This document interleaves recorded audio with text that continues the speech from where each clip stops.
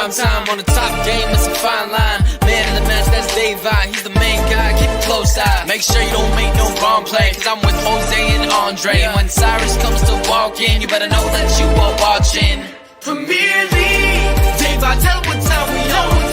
Prime time. Let me hear you say Premier League. Daveye, tell what time we on. Prime time.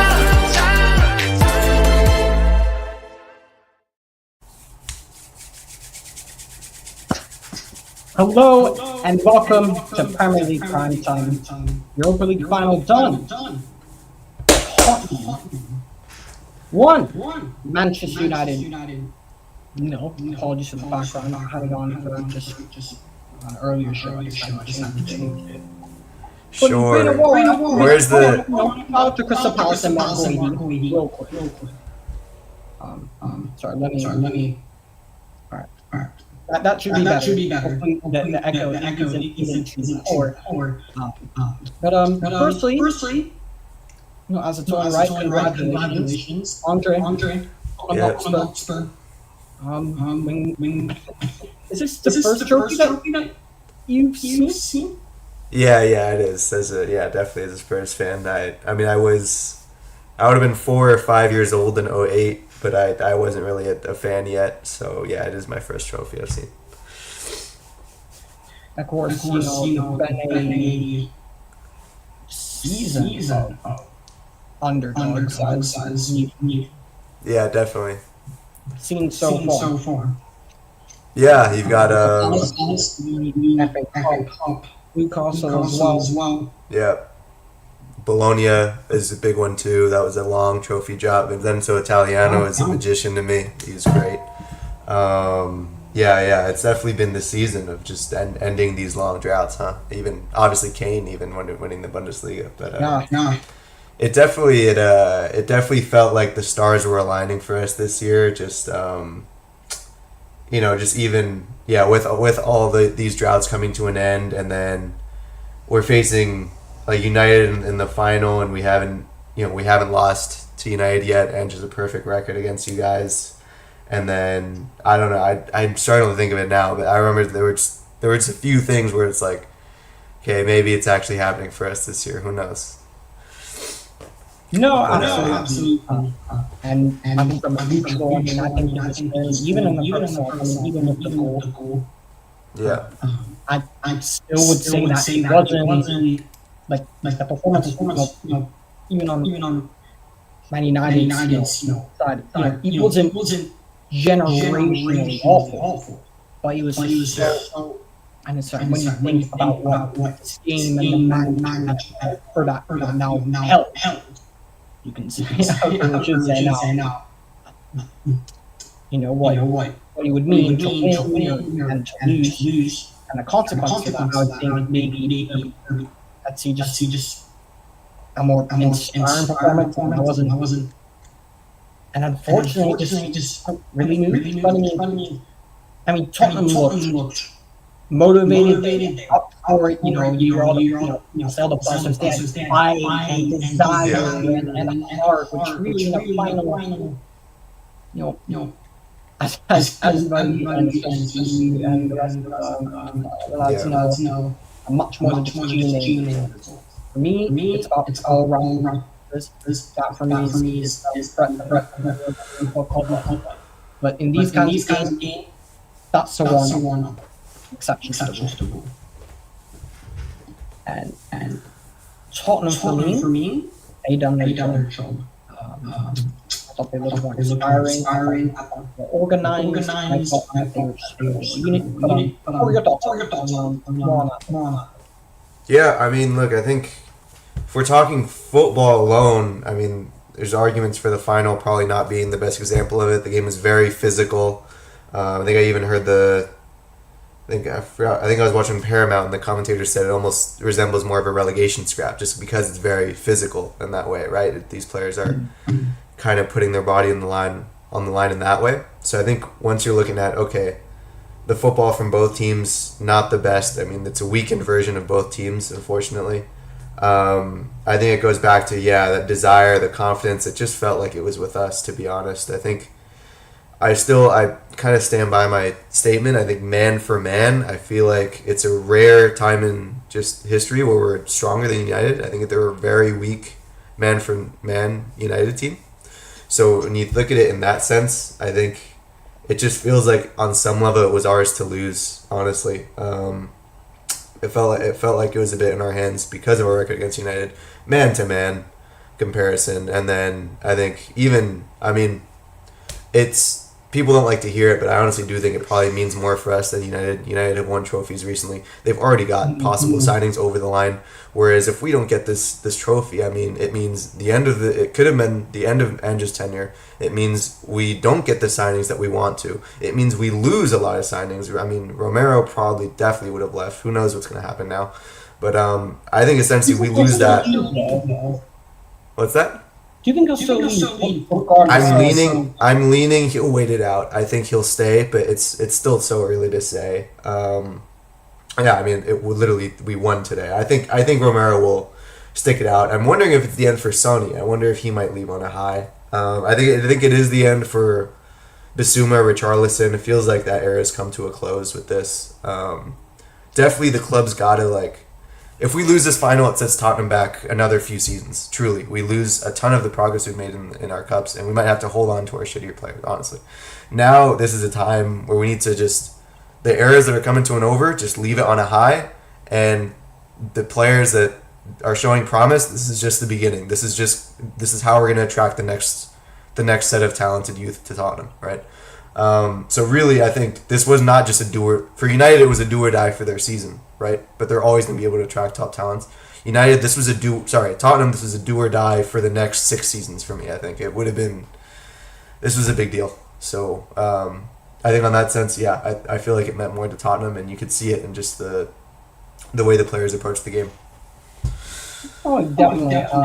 You could also see more in the reaction to that. I mean, despite my reaction, that's less analytical, neutral, personal bias, which, by the way, people, I am doing everything I can and using every ounce of level-headedness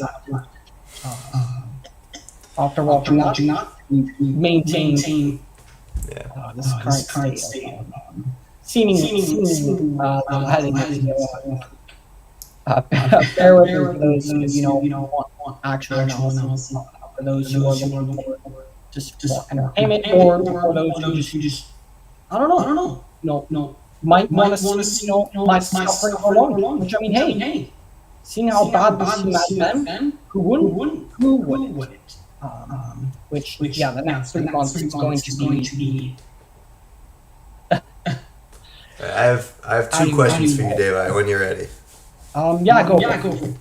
Okay, first one. I know it seems really early to think this way, but being optimistic, I'm feeling like this is an opportunity for United to actually finally kind of just claw back a bit in the league next season. It feels like with no European football, there's no excuse not to lock in on the league. I think minimum, I think Champions League is minimum for you guys next season with the new signings you're going to get, and literally Premier League should really be your only focus along with the FA Cup. Do you think having just that competition to focus on, probably with a pretty substantially well-rounded squad, are you optimistic at all that you do better in the league next? I mean, obviously better than 17. I'm saying competing with the big boys again. No confidence. We struggled to compete with Ipswich. We barely got one line against the Southampton side, which sending backwards for the worst ever side. It's very difficult to have any sort of optimism of any kind. Okay. Really, if we're being completely honest, right? Yeah. Watching Man United is very difficult. Which it's the echo of problem. Andres, the echo problem at your end. No, it's been fine for me. Alright, just making sure people might hear the echo. No, that's fine. Just proceed. I think it's not bad for me. Oh, okay. I can talk if you want to figure it out. It's insufferable. Okay, here I can talk while you figure it out. It's an echo on your end, right? I think so. Like it's you hear it on your voice, but mine is fine.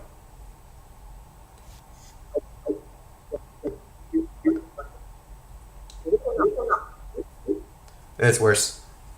It's worse. There we go. Oh, Wait, top. okay. There we go. Oh, okay, never mind. Yeah, this is good. This is good. But for those who are viewing, bear with me here. Don't worry. You know, you haven't been catfished by the thumbnail or the title. Don't trust me. At some point, you'll probably will trigger.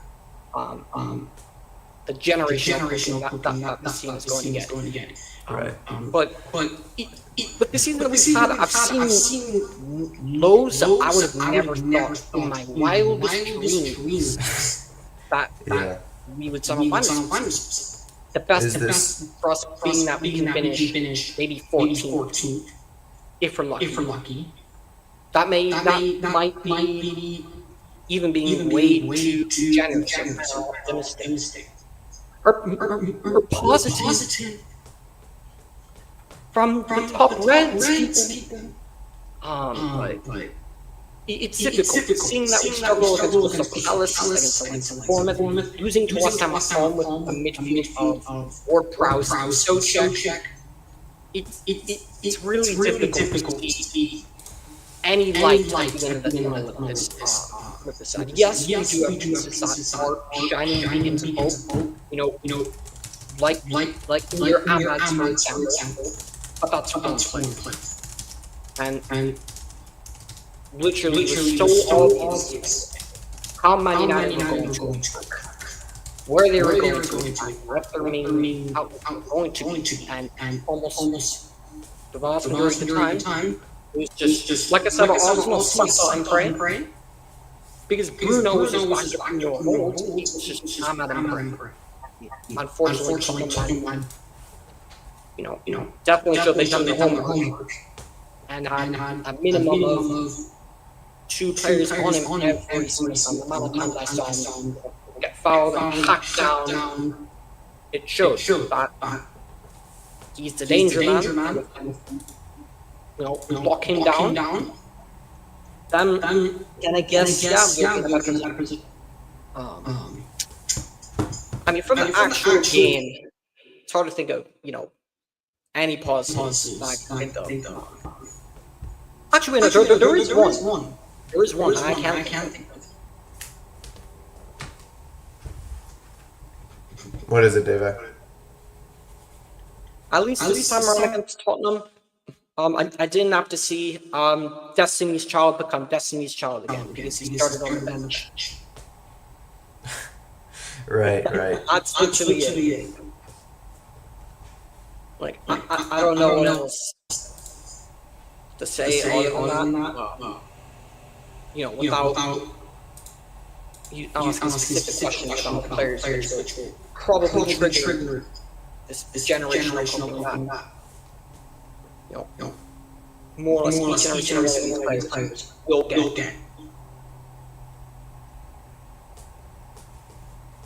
Yeah. Is my audio okay? Yeah, your audio is fine. Okay, I realized I just started lagging about a minute ago.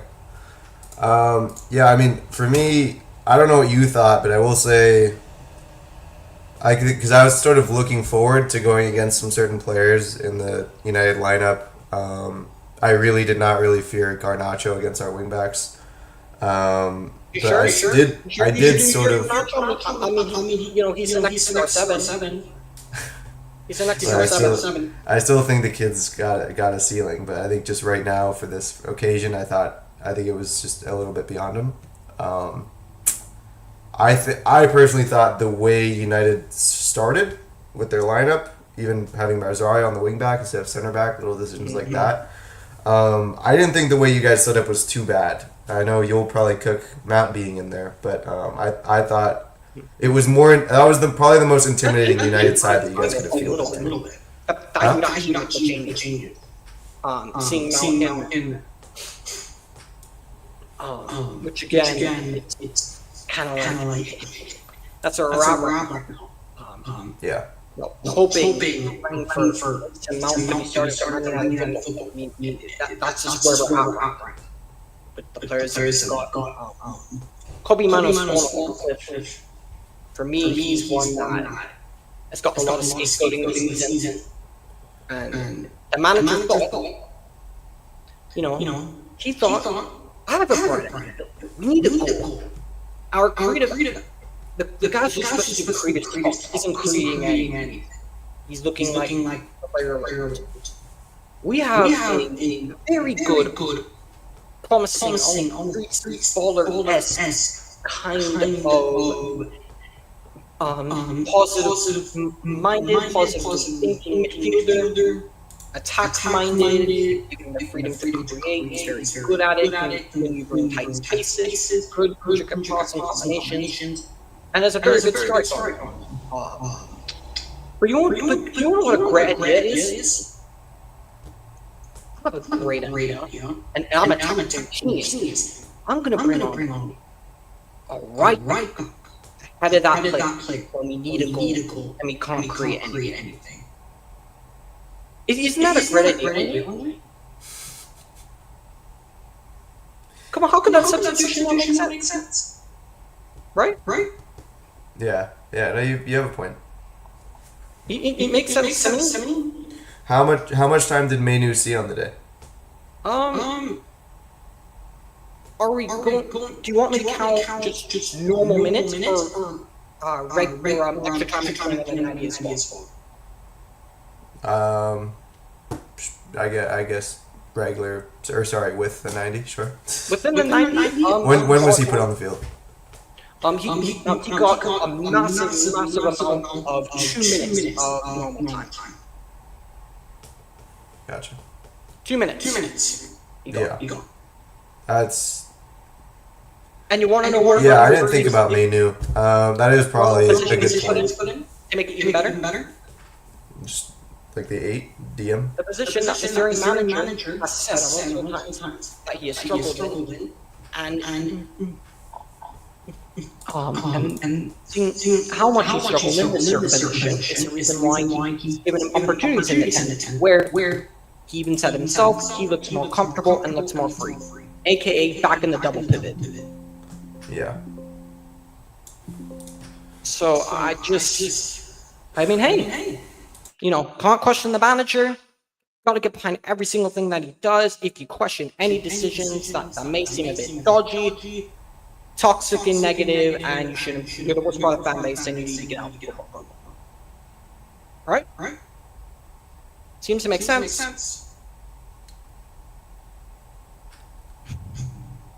I mean, I think when you have a team, just a club struggling for a long time, it's easy to get behind sort of that.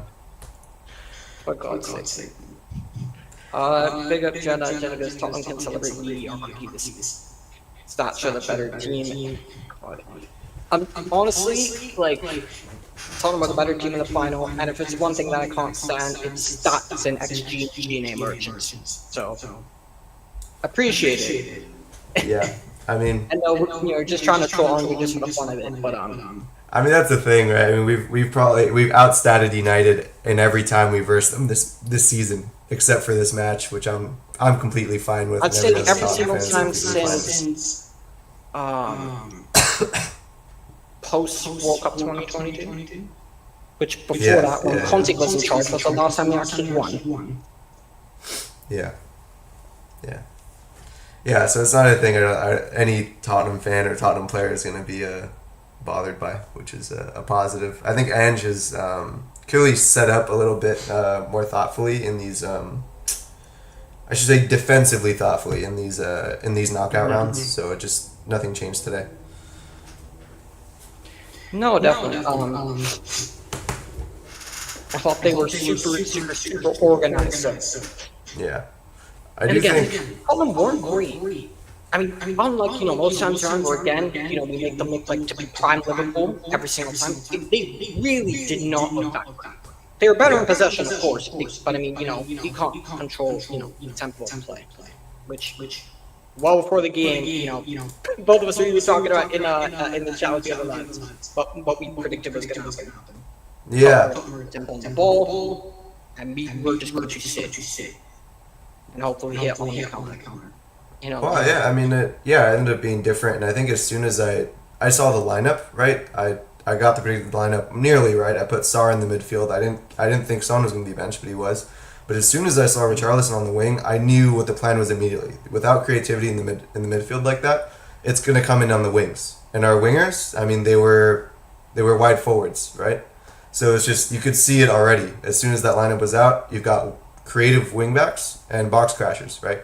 In Sarr, Bentancur, even Basuma to some degree. And then obviously Solanke, Johnson, and Richarlison. Those are the crashers, and wingbacks of Udogie and Porro for creativity, and I thought both pretty much excelled in that. You want to know what else I actually rated? Yeah. Because some people were asking me like, wow, Son's not in the lineup. Why is that? Yeah. And you know what I said, and then it shocked them. I said, Ange made the right call. I mean, once Son... go back to 2019. That the run to the Champions League final. Harry Kane gets injured against Dortmund, right? Yeah. Or might have been Messi, I don't know. In place steps a striking partnership of a bunch of Son and Lucas Moura. In those games, against mancity, against Ajax, right hard, scoring, lots of goals, contributing on the ball, off the ball, flying high in confidence going into the final, and the reason why they even got there in the first place. Bar a Ten Hag capitulation and bottle job. Then come the final, Harry Kane's fit. Pochettino decides he's going to bring Harry Kane back to the team. And Lucas Moura, but also kind of stifle the red hot confidence that was there. Yeah. And I noticed what I was doing there, and I rated it. I absolutely rated it. I mean, as soon as Son stepped on the field, right? I mean, for me, it was just it looked like a weakness. Unfortunately, I thought when he was on the ball, he looked really nervy. He wasn't even able to dribble at full pace. I was like, who was it that caught up to him? I forgot who it was. But it was just like, yeah, it felt like a shadow of Son's self, which I was surprised about because I thought he was really class against Villa, so I thought he'd be ready for the match. But honestly, he did just look overwhelmed. He was playing far too cautiously. And then defensively, he was a complete liability. On those crosses at the end that Man United were spilling into the box. Son. Yeah, Son, I mean, he was not tight enough at all compared to Richie, right? Richarlison defensively was much tighter to those men on the wing. And Son was giving them way too much room. It was, I was not happy with it. I think I almost contemplated, I was wondering if maybe Son would even be taken off. I knew he wouldn't, but if I was coaching and I was probably about to be on my Europa League final, I might have taken him off, as disrespectful as that is, just because I was thinking, gosh, Son, like, get tighter, like, what's happening right now? So you could 100% see as soon as Son took the field why he started on the bench. I think Ange definitely made the right call on this occasion. No, you're absolutely spot on.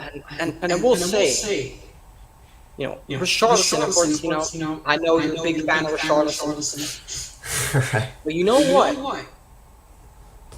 Put a shift in.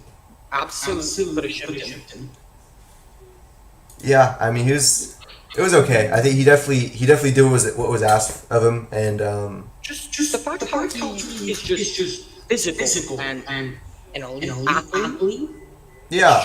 Not only did it show just in doing his job, it also shows. I mean, it's also a reflection and a damning indictment about his sport.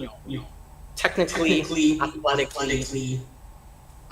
Man United is because well, Ahmad's gonna create everything in this, or Ahmad's getting bullied by Richarlison because it's literally him by himself and attack wars.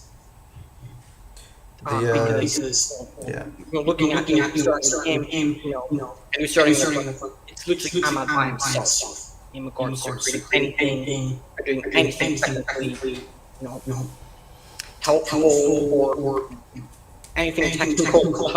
No, because who's playing alongside him in that front three, and you kind of already know when it comes to anything technical.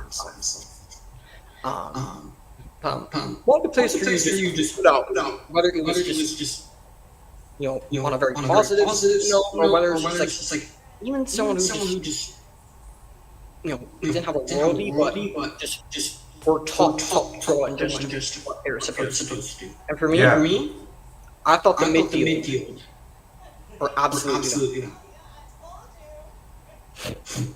You're talking about United? Or Spurs? No. Okay. No, Tottenham's midfield. It didn't have like dial-up and stuff. Yeah. But seeing that, just literally, we only had the athletes there. We had, and and maybe that's a bit disrespectful to Zuma and Salah. Yeah. Who are technically alright, but they're not. They don't have the technical, IQ level of, Bergwall, Kulusevski, yeah. Not even mentioning Madison, Kulusevski, even someone like a Bergwall. Yeah. So good. Right. Yeah, you make a good point there. But Stuma's technical enough. Yeah, in a different way. Yeah, I mean, he's one of those DMs who are just primarily destructive, but can also touch the ball like it. I don't know. They're light as a feather when they're dribbling, right? They can just take little touches, move around. They just find a way. But that was just another way that it kind of almost felt like it was somewhat that the stars were aligning, because I think with Kulusevski, Matters, Bergvall, any of those three available, I mean, it's right, gun ho. We've got to play one of them for creativity, right? But that midfield that we have today, right? I mean, Bentancur and Bissouma is very destructive. Right above an excellent back four. I mean, every single Tottenham fan.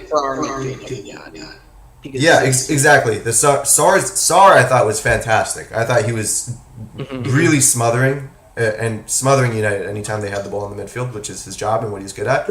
And then Bentancur and Bissouma were just very difficult to break down. I mean, those two, and then again with the back four, I mean, that's what gave every Spurs fan confidence that we could maybe get it done today. It was that back four, and then Bissouma and Bentancur right above. Come on, what else can you do? And then Sar, they were great. So it worked out to counter United. I think usually when we play United, we're used to being able to overrun your midfield offensively, but with our guys out, right? That was a difficult task. So we had to sort of readjust tactically, and we still had the men to do it. So, and Casemiro and Bruno in a final, I'm not sure that maybe doing that offensively would have worked anyway. So I think it worked out for the better. To answer your question, whether you meant it rhetorically or literally, when he said, oh come on, what can you possibly do? Redirecting that question to Amorim. As much criticism as I have of Mamadou Ugarte, this kind of game, especially with the midfield that Tottenham are going to play, with the midfielders available, I'm thinking for me, he's one of the first names on the team. Is it because I rate him super necessarily? No. But he's probably our most, I guess, I wouldn't call it almost athletic or mobile, energetic, I guess. I guess about him. Because, he's just a destroyer. Yeah. Ugarte can nose anytime you see him progress across the board, but this one thing he can do is destroy. Doing it in a very intelligent way, no, because he literally always gets a goal. Which I was surprised to see him not in the event, but not even play at all. Which for me, I was really surprised when I even said it before the game. Especially as I think the squad we have right now. that to control games. Casemiro and Bruno are their best pivot. That was not the game to play on pivot. Even though this guy is playing most of the season, it's on a back three with 2 wing backs. You know, it's a back seven. 5 defenders and 2 defensive midfielders. Because we're playing defenders at wing back. I thought Bruno was still quite advanced. I thought, to me. Bruno! You know what people probably not know what the top red say about Bruno. Best signing since Eric Cantona. Portuguese Magnifico. I've even heard a few new ones too. For whatever reason they mentioned David Beckham. I don't know why. You know, for me, I take personal offense. That was my favorite players ever. Not just to play for United, but ever in football for me. Saying he's more of a legend than David Beckham was. He's better than David Beckham was. He's more important to Man United than David Beckham ever was. For Mason Mount, 2 goals scored against Bilbao at a good half an hour. David Beckham regen and all of that. You know, they said Mount was a flop. He's perfect for us.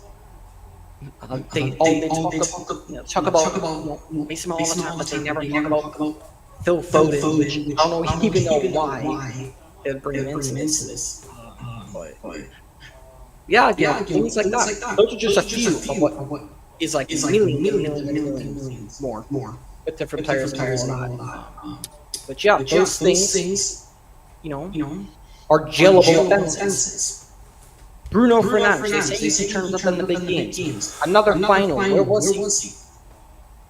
Where was Bruno today? Where was he? World-class Bruno Fernandes. The Portuguese Magnifico. Where was he today? Andre, do you know where he was today? Because I couldn't find him. I don't think he's as bad as you're saying. I just feel like, again, it's just he was today. I don't think he was worse. No. Keeping in context, right? Yeah. Because he's been one of our best players this season. Is that saying a lot? No.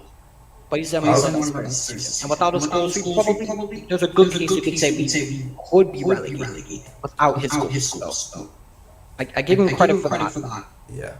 I do feel like, in those dying minutes when United are trying to find a goal and the ball finally ends up landing to Euro, who makes the decision to shoot, which you could clearly see. Okay, clearly United are lining up a shot. Who's going to take it? I don't know.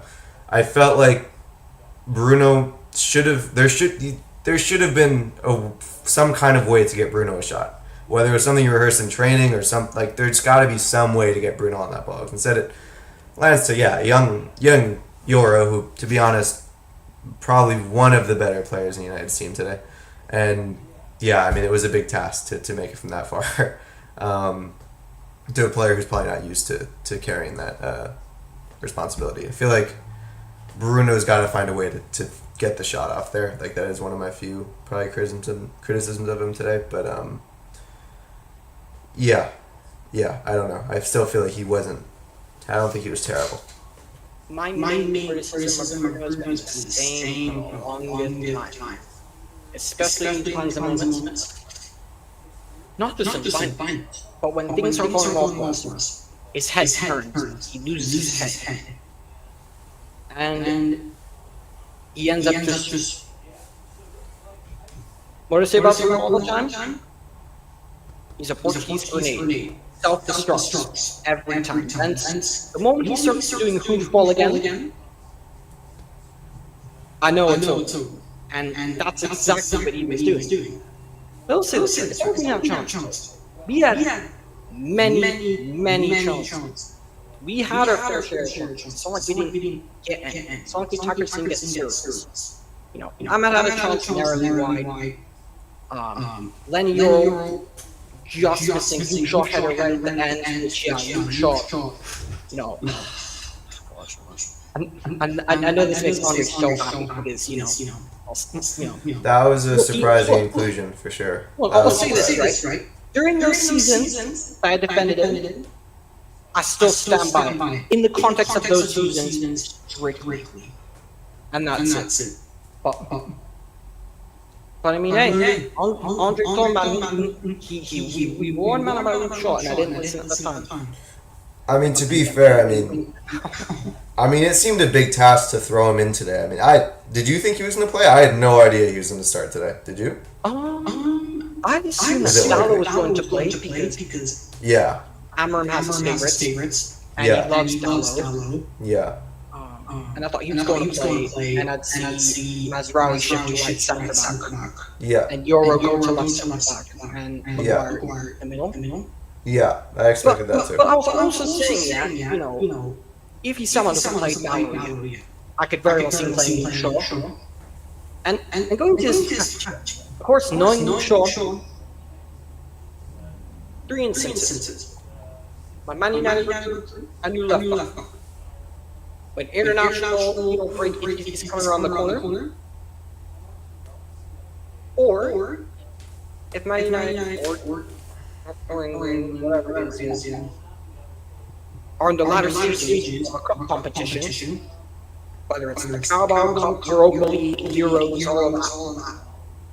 Luke Shaw just has a tendency to just again morph into like Nesta Maldini, like Roberto Carlos, like hybrid. He just morphs into Shawberto, which I sincerely apologize for saying that name. I was just using that name just for the sake of description. But he then just morphs into a world-class centre-back. But then, any other occasion, when it's just the weekly Premier League match, either shockingly poor or nor to be seen. I'm tired of it. Really. But away from the analytical bit, we finished before generational cooking again, or begins. And again into that. Yeah, let's get into some of the wild parts of the game. Like, would you? I mean, let's talk. I guess first, let's start with the ref. Obviously, had some controversy. He got banned with a match fixing scandal in a match fixing scandal. He was banned for he was banned for like 6 months before. But what'd you make of the ref today? What were your thoughts? I definitely have mine. I actually genuinely know that. Yeah. He was a but no, I controversial agree. For the top rates, I didn't know it. That, thanks to you, Andre, you've now given them their excuse card. Oh, please. Tottenham would not. I mean, let's be honest. Tottenham... No, I know that. I know that. We would never have the goal to do that, I'll be honest. I don't think we're not like that. Andre, you've been ammunition to a portion of the fan base there, the insufferable top threats. You've given them their perfect excuse. And now that's been good out here for like minimum 3 months. This was common information. This was known. However, look, I do think there are clubs that do that, right? But Tottenham, I mean, it's a little frustrating to me how much we play by the books. We follow every financial fair play rule in the world, beyond so. We are allowed to spend more in financial fair play, but we play it so safe and spend far less than that, right? Tottenham, I'm sorry, we do things by the books. There's no way we would get involved in the match fixing thing. Sometimes I want it. I want to be a Man City. I want to do these things, okay? Mm-hmm. But it's fine. Barcelona, I think have done it, but us, I just don't. It's just not within our nature. It's not. We're goody two shoes. We're nice boys, as Mourinho said. It's not within us. Not within us. I thought the ref. I thought he made a lot of incorrect decisions. Like, he made a lot of bad calls. What were some of those, in your opinion? I mean, even early on, right? It's like we got like a corner from. I think it seemed like Brennan Johnson just hit it out, but they awarded us a corner. There were just little things like that, right? And then even fouls were like, okay, that was an odd one. So to be honest, I feel like he got a lot of decisions incorrect. However, I thought it was hilarious. Speaking of fouls, you're very hilarious. Yeah, quickly. No. Was it Basili Doggy? Literally rushed Mazraoui's knee. Yeah. Went down like he got shot with a sniper. Yeah. The camera pans to Antoine and just goes, Oh yeah, get up. Depending on his own Get player, up. just gets on. That was Yeah, it was. so I think it was Basuma. Yeah, he got a dead leg in that game. I thought that's why. And again, I was like, are we gonna revisit that? Because I thought that knee was suspicious. But yeah, that's Ange, right? That's the kind of guy you want at the helm. I think just telling the players to get up, don't do that. But overall, just last thing, I think the ref, while made a lot of incorrect decisions, called them evenly. He kept it balanced, which I think is the minimum if you're a ref. Like if you're gonna make a lot of wrong calls, just try to keep it balanced to both teams. Just try. I looked at the end of the game. We fouled you guys 22 times. You fouled us 10. That is pretty crazy. But yeah, it was just that kind of match. It was again like that relegation scrap, just 50-50s all day, every ball. Yeah. But then again, the fact that Tottenham were getting to Exactly. I mean, they were literally losing to us. They were literally losing to us. And we absolutely died. We absolutely died. Yeah. Not so, like I said earlier, the performance wasn't outright abysmal, but just for the circumstances, so uninspiring, man. It's really uninspiring. So unbelievably uninspiring and dead and boring. Yeah. What did you Another crazy thing in the game. What did you make of the Maguire-Romero beef? To be honest, I didn't pay too much attention to it. I'm not like giving my what's going through my head at that moment. But I just didn't find too much relevance in it. Okay. No, it was a big thing with the people I was watching with. We were laughing about it. Yeah. Mm-hmm. I mean, I found it funny. Yeah. I did find it funny, but didn't really care much for it. Did you think one was more in the wrong than the other, or is it part of the game? There's no sense. I think it's just, as you said, it's part of the game, part of football. At the end of the day, just happens. And as much criticism I gave Romero, like you said, the record speaks for itself in the finals. Yeah. And I think I saw he was awarded the man of the match. I think it was Romero. He was. Yeah, I think I saw that. Yeah, I mean, kept the clean sheet, and then that's why it's not easy to keep Slabhead out of the end of those last 5 minutes of a match when United are chasing a goal. I don't think I've really ever seen a team do it very well. Maguire, remember Slabhead. Jose when he would throw Fellaini up front? Yeah, it's that same thing, right? Very similar thing. That's a 2025 version.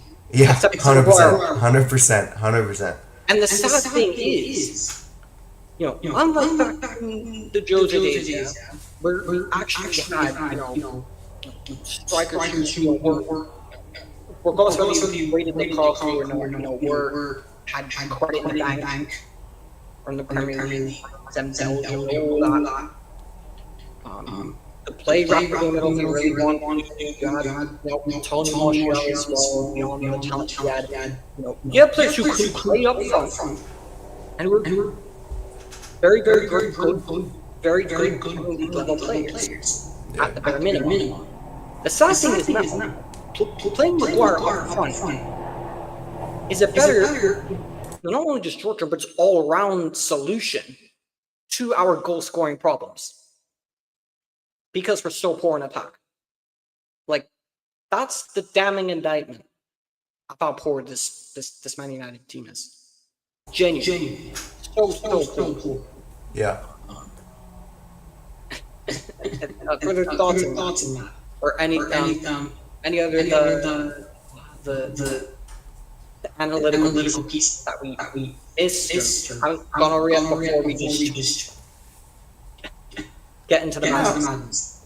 No, yeah, I think, I feel like we've probably talked enough analytically, just only trying to move it forward. I'd say, for sure, I said it earlier, it's just this United team, man for man, it's they don't have I don't think they have United in them. It just doesn't. It barely feels like a United side to me.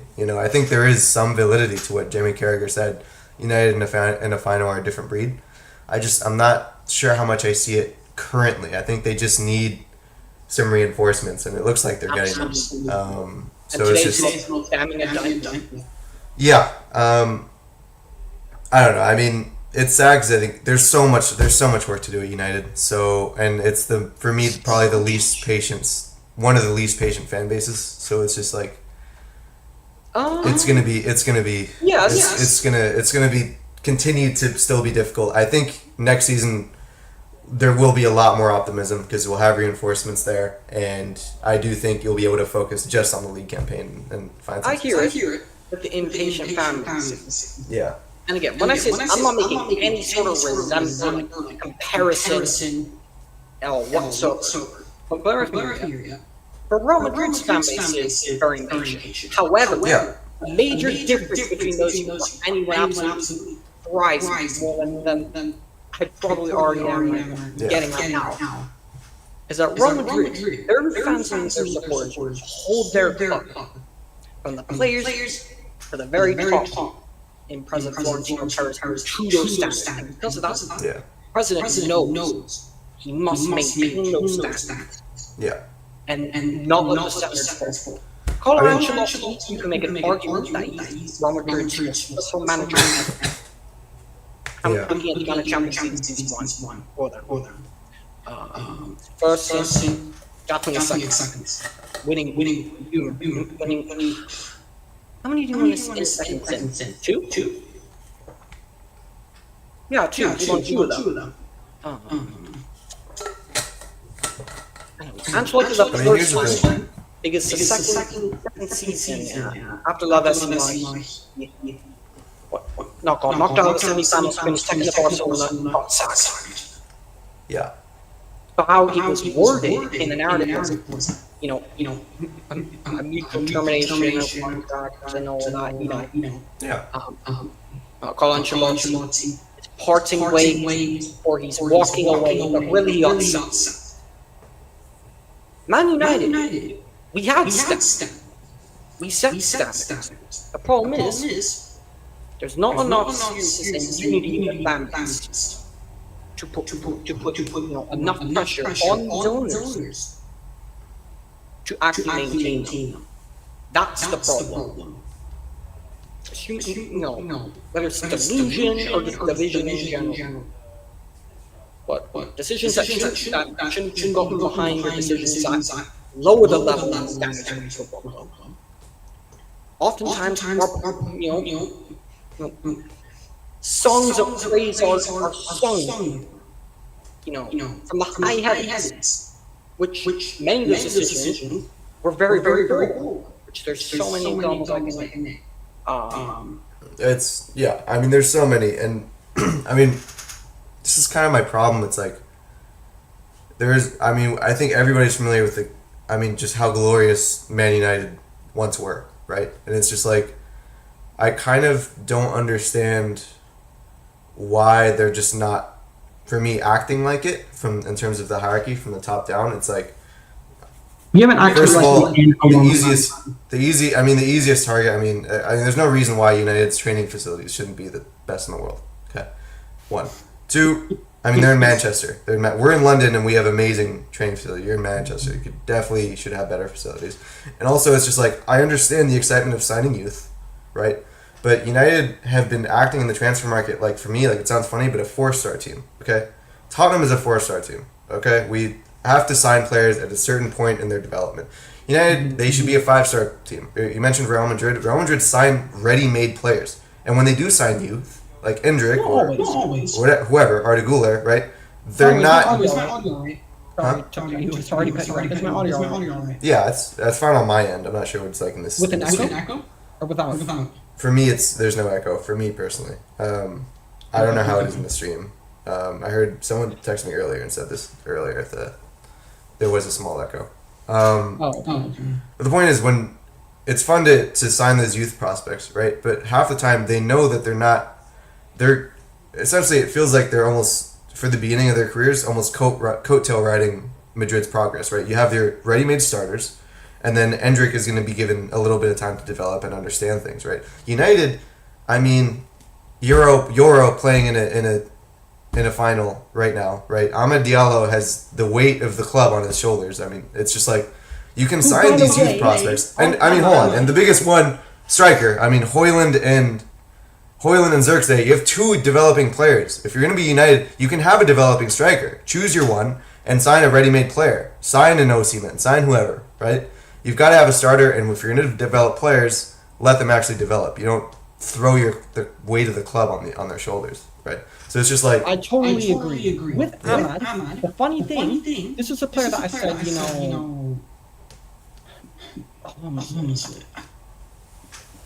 before January 2024, when they're like initial news that might be unhappy and all that, and the Ten Hag apologist was saying, as long as he keeps his head down, like Wan-Bissaka Maguire, he'll be fine. And what did I say then? That if this manager was going to stay for the long term, he was going to leave this football club. And that he would be done the same as Steven Sancho, regardless of what you think about Sancho, regardless. And next season comes around, starts the first few games after literally being the best player in preseason and making it that giving the former manager no excuse whatsoever dropping. But the moment he didn't contribute with GNA or particularly outstanding, gave him the best reason in the world to drop to play Garnacho again. And then we didn't see Amad for ages. Until on preliminary games, minor cup games, and maybe you probably started there. But in 90% of the matches, guess what? He was almost always taken off anyways. And let's remember that Fenerbahce game and all that happened. Playing mesmerizing and Anthony was literally brought on before Amad and then had an injury where literally Amad was the only actual attacker left to bring on. Otherwise, I think he had a couple fullbacks, a centre back, a defensive midfielder, and a goalkeeper. And I just saw the look in his face, and he looked fuming. Absolutely fuming. And for me, that just painted a perfect picture of, he's done everything right. He's not complained. Whether you agree with what Sancho did or not, unlike Sancho, he never said anything. Just kept a smile, just kept working on, but still treated the same. And this was a player that a lot of the families, because they had some sort of, thing for the former manager, and again, us the Premier League fans, people of all kinds, of all backgrounds, of all preferences and all that, but I don't know. Because they would defend decisions to play Garnacho instead of Amad, and Amad just needs to keep working hard, keep not making any problems, and all that. This is a player that most of the families were too, gutted about, with the rumors of him leaving. They were too disappointed. And like I said, we need to keep this player and protect him. Wrap this guy in cotton wool and protect him because he's one for the future. We cannot lose him. And ever since he's gotten the consistency of minutes to play, guess what? Oh wow, lo and behold, it turns out that the Spurs is actually a baller. And he can actually be very helpful and effective for the team. When I said, give this guy a run of games. Coincidentally, I said the same thing about one of the strikers you need. I said, hey, look, he didn't look great now on his knees, he's struggling, but I think it's very unfair. If you give one of the strikers the same, time, or at least a run of games, to prove himself, to show himself right, to showcase his abilities. To at least give the new young striker that joined the club, that's not even had a season with us, and coming off of an injury. At least, I don't know, what, maybe a tenth of the games that the striker from the season before. Gone? More of 5, 6, 7 games in a row, at least. playing the vast majority of the matches, given that run against. And oh, lo and behold, when he was given that run against, because he had nobody else and due to injuries, guess what happened, Andre? What happened, David? The vast majority of the goals, either he directly involved on the stat sheet or had a huge role to play in, or, which was basically that month and a half, he was our best player.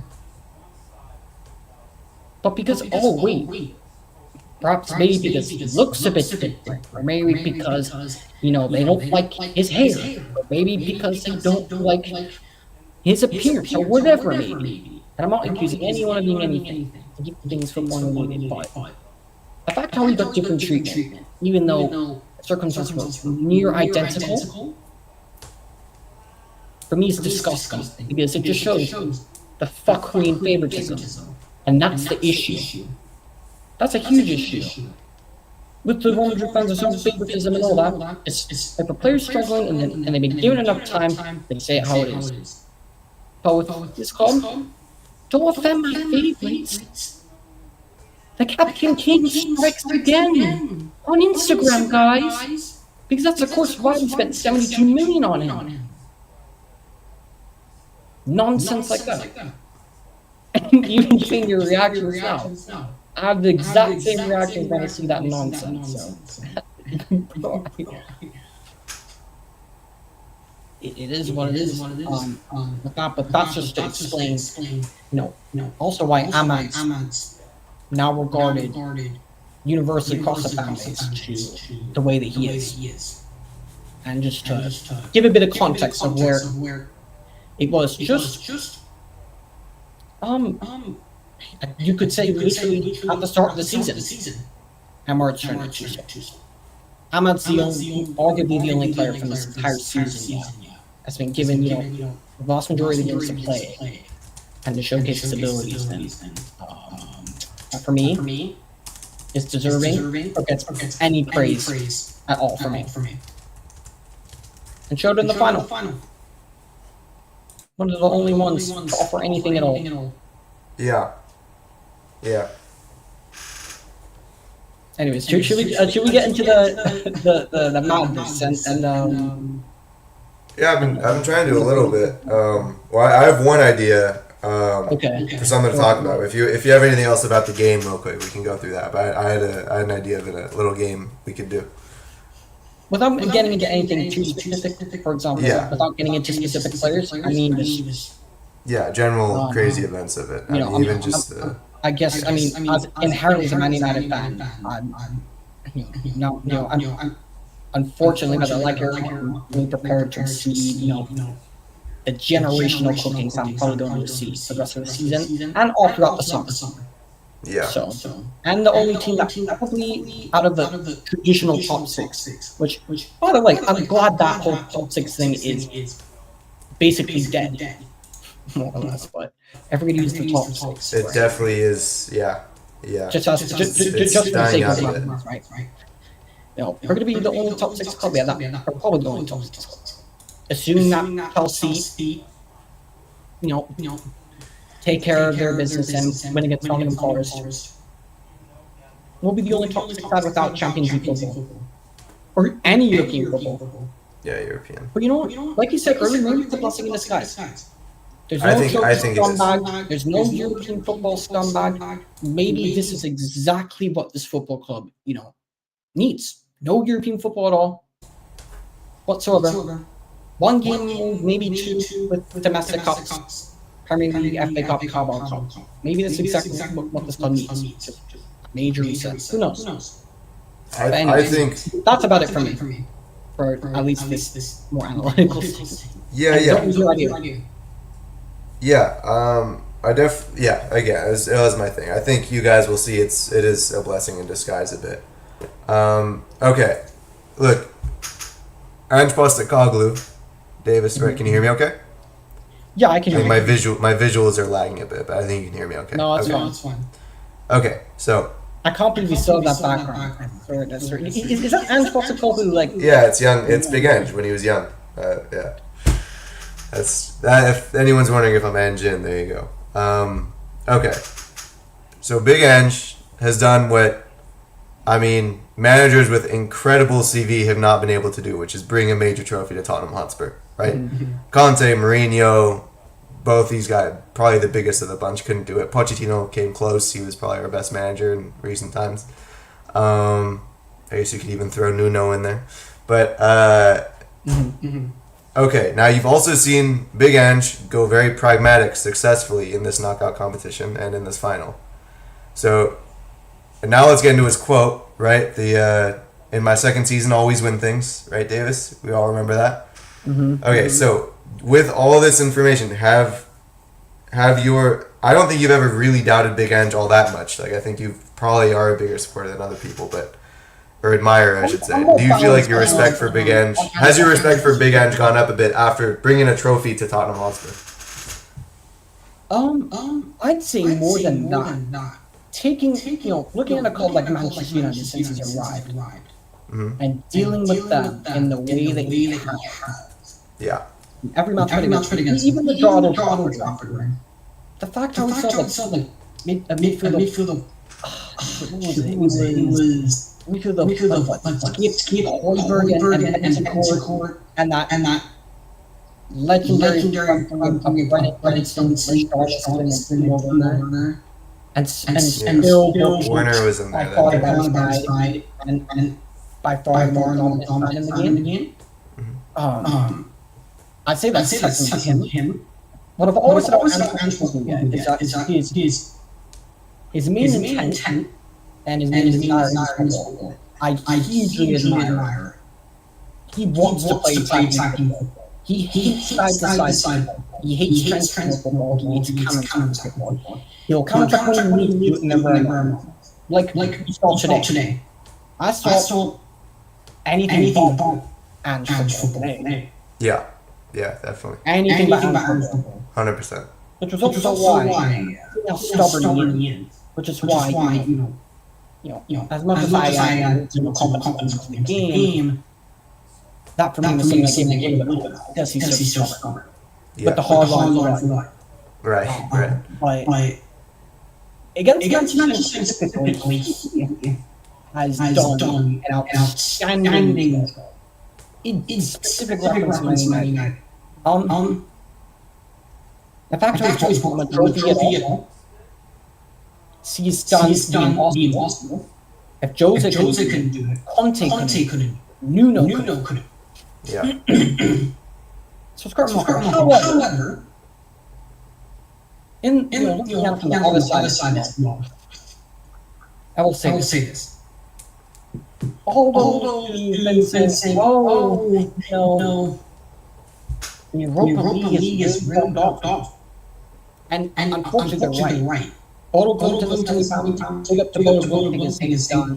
They've had an incredible run with competition. But season compounds. Just 2019 think of some of that. You remember that team with Kovacic, with Jovic, with Haller versus that Chelsea team? Yeah. Chelsea. That Frankfurt team was crazy. Yeah. Even after 2023. Yes, it was still one Champions League up and down, but Barcelona, Juventus down. Even Villarreal 21, which again, I like hearing that name in the must now. Seems like that.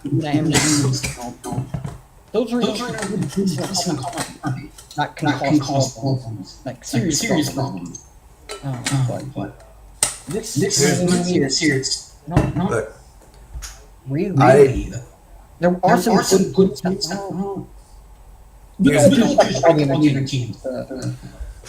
But here's the thing. I think the main reason why that feels like a narrative is because Bodo Glimt made it as far as they did, right? But let's remember who Bodo Glimt were against. They were against Lazio.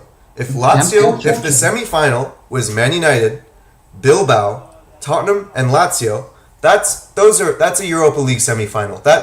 Last year the final was Atalanta and Leverkusen. It's not been Barcelona and Juventus in the Europa League semi-final the last few years. So this whole thing, I understand with Bodo Glimt in the semi-final. Maybe it looks that way at first, But let's be honest, they've done something incredible, and if Lazio was in that 4, I don't think we have this conversation. I really don't.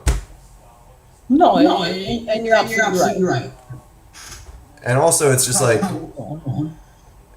and also, I mean, and this whole thing with the winner of the Europa League, like, nobody would be saying that if the final was not Tottenham and United. If it was a Lazio and Bilbao final, nobody would be saying that the winner of the Europa League shouldn't go to the Champions League, right? And not only that, but the winner of the Europa League has far more rights to go into the Champions League than the winner of the FA Cup, the domestic competition, goes to play the Europa League. Like, that barely makes sense. Let's be honest. Okay, very happy to see Crystal Palace in European football, but it barely makes sense. No, find that 20. The Europa League final, if it was not Tottenham and United, and if Lazio made it to the Final Four, which is two, like, could have been moments, 50-50, these narratives are not even a thing at all. Maybe we'd have other ones, but they wouldn't be a thing. So it's just like, I think it's a tired narrative. And I think next season, I feel like the Europa League's going to have some strong teams in the 4. We'll see who makes it, but I think this narrative will go away eventually. I'm super excited to see Crystal Palace Europa League Thursday night in Croydon, South London is going to be absolutely. So, okay. Should be exciting. Wait, think about it. Couldn't there be 3 teams in Europa next year? If Chelsea win conference, Champions League. Yeah. England is there likely will be 3 teams there. England is smothering Europe next season. It's kind of crazy. It's good for England, but it is crazy how many teams are going to be in there. Because I mean, England they've won the 5th spot, and an English team has won the Europa League. I mean, that's pretty crazy. That's wild. That's 6 teams in the Champions League. That's crazy. From one nation. Okay, real quick. So, you've praised Ange a bit, Davis, and you have been in the Ange camp, so that's good on you. I was in the Ange camp. I think of more than other people, to me. More than other people. Balanced. Because I can't understand Tottenham's frustration because not with your Premier League in particular. Yeah. And his stubbornness. So glaringly obvious. I think naivety. And I mean, look, I somewhat boiled down the struggles in the Premier League, obviously due to the injury crisis, but really it's just Tottenham's infrastructure not being at the point where we have a strong bench yet, right? This bench, the bench for this final was, seriously pathetic on our end. The bench, we have two youth keepers named in the bench for a final. It was ridiculous. But nevertheless, questions will be answered next season. That you don't one of them? What was that? What was the nickname that you gave one of the keepers? I don't remember. Oh no, Kinski was not in this. He wasn't there. He's not in our squad. What's your nickname for him? Oh, the Neuer regen. Manuel Neuer regen. He was gonna. Oh yeah. He wasn't in our Europa League squad. That's the only thing. That's it. Because You're believing in any other team, even if you're Wolves, right? They have more rights at Tottenham. Yeah, what is that? No. Even Wolves, right? Or Everton coming off Tottenham and are still well within the right too. Right. We've absolutely no right to do so for at least an entire calendar year. At least. Minimum. Right. Until the end of next season. Yeah, I could see that. Okay. What was the thing I get to? Yeah, so here's the game. Okay. Here's the game. Okay. You have a balanced perspective on Postecoglou. I'm curious how he compares to other managers in the Premier League. So I'm going to name managers from the Premier League, and you pick between them who's the better manager. Or is this manager better than Ange? Huh? Like in what sense? Like how does like who's more a better manager? A better manager. That's it. A better manager. In general. Just a better manager. If you look at the top 3. If you look at best manager in the Prem, probably Pep seems like a number 1 possibly, right? He's probably the best manager. Right. So exactly. So just in that sense, where if we're ranking all the managers in the Prem, right, and I'm going to name some who have even been sacked this season, right? You just tell me, is Ange a better coach than who I mentioned? Okay. All around, right? All around coach. All around, just who's a great manager, who's a better manager, yeah? Or everyone knows how Yeah. Go for it. Okay, I feel like this is an easy one. I just want to start off easy. So Ivan Juric from Southampton.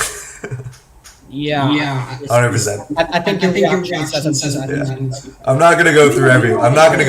I just want to start off like even though he plays a back three, he died at one way, so it's better than players. Okay, ready. Ten Hagis. I'll say this. When it comes to the knockout rounds and tournaments, he was an expert on scumbag. Expert. So that's don't use it years. But if we're judging on everything, including form, Better manager. No, don't even. That's how acting his name.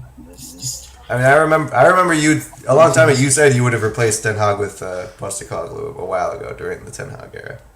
Absolutely. Yeah. And of course, that tells me exactly boring football because at least even though it's like the exact opposite extreme. At least you could more behind it and say, well, at least he's trying to go forward. He's trying to play entertainment football. He's trying to score goals, implement. At least he's trying to be positive, right? Yeah. Okay. Interesting. Okay. Oh my god, I just had my next one. I just forgot it. Oh right. Okay. Ange or Graham Potter? That's a tough one. Really? I thought that wouldn't be tough. Okay. Word to Usman. Don't get him started on Graham Potter. He cannot stand Graham Potter. But I feel like Graham Potter's just nothing special. Yeah. Especially seen outside of Brighton since then. Right?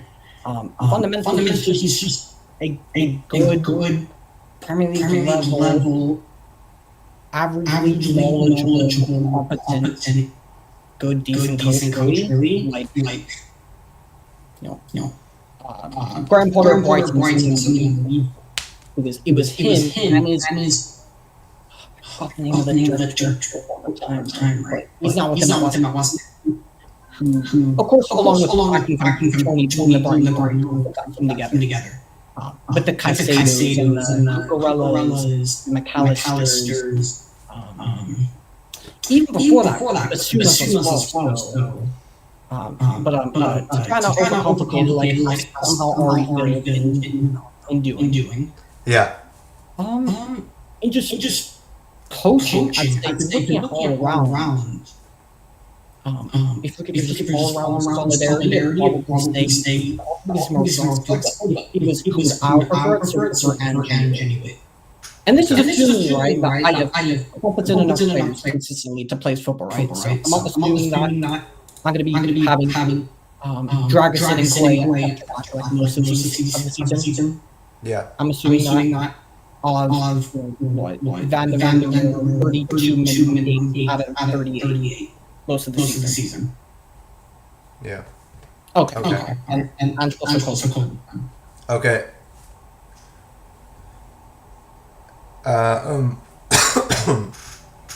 Ange or Kieran McKenna?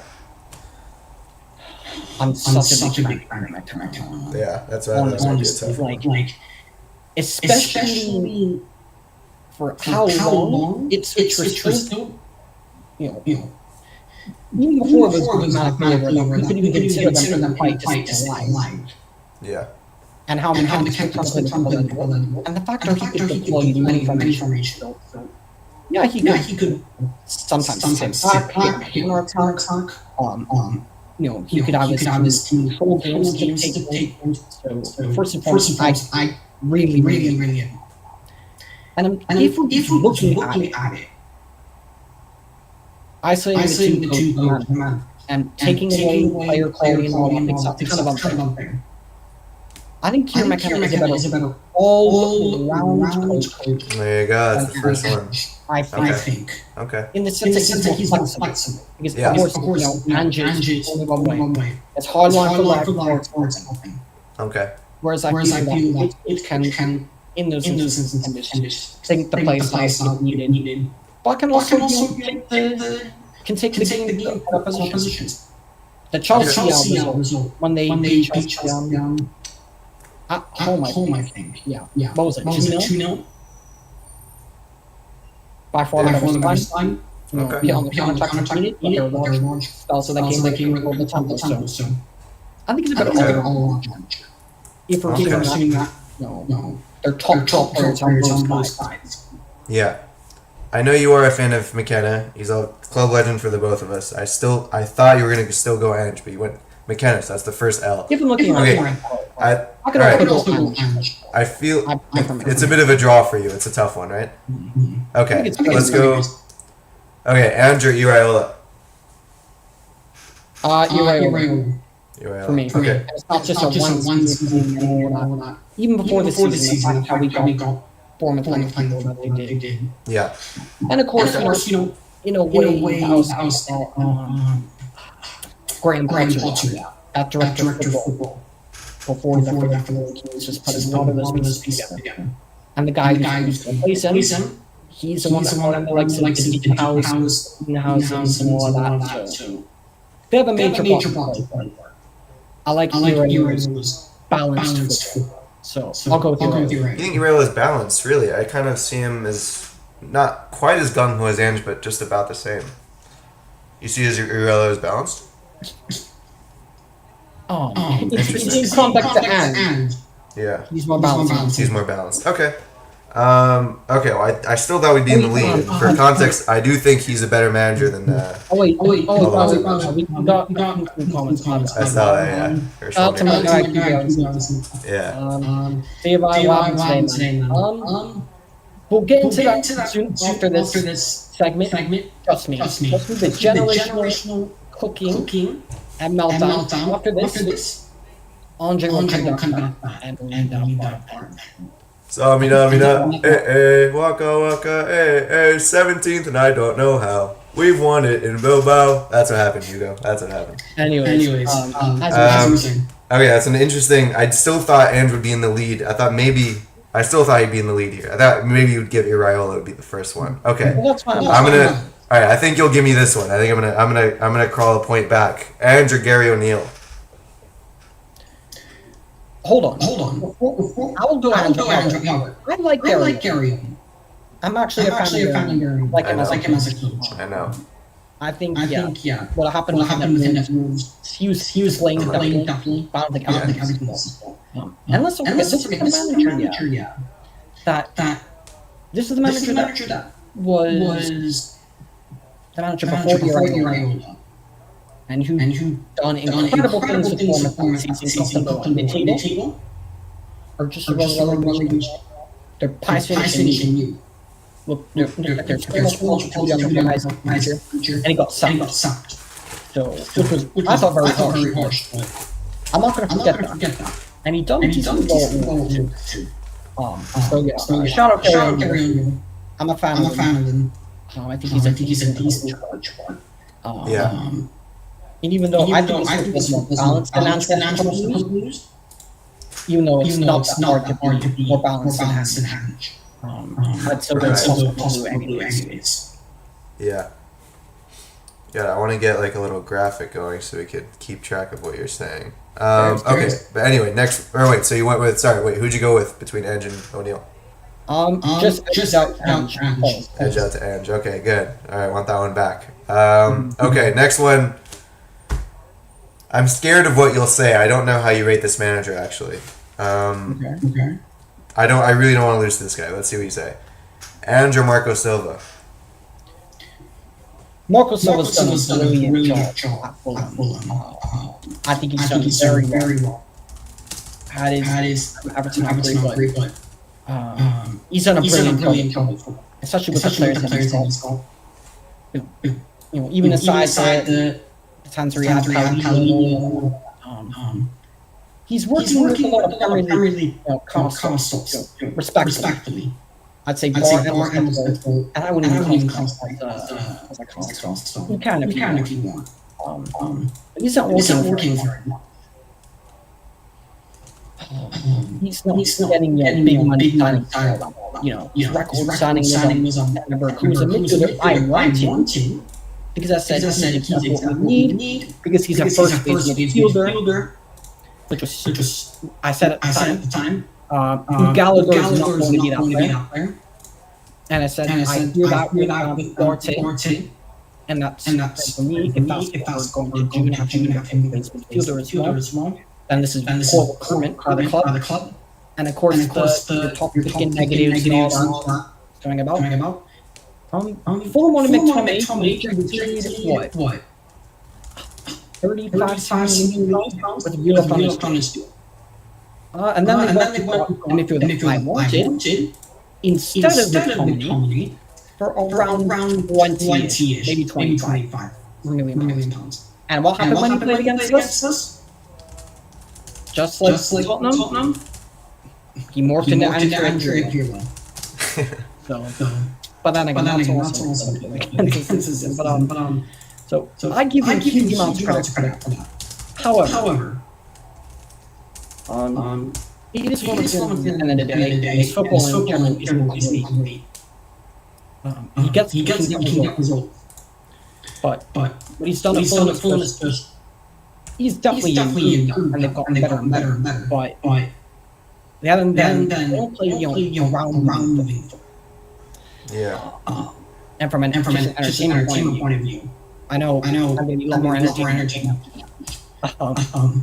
Marcus Soto maybe slightly bounce, like he's almost the opposite extreme.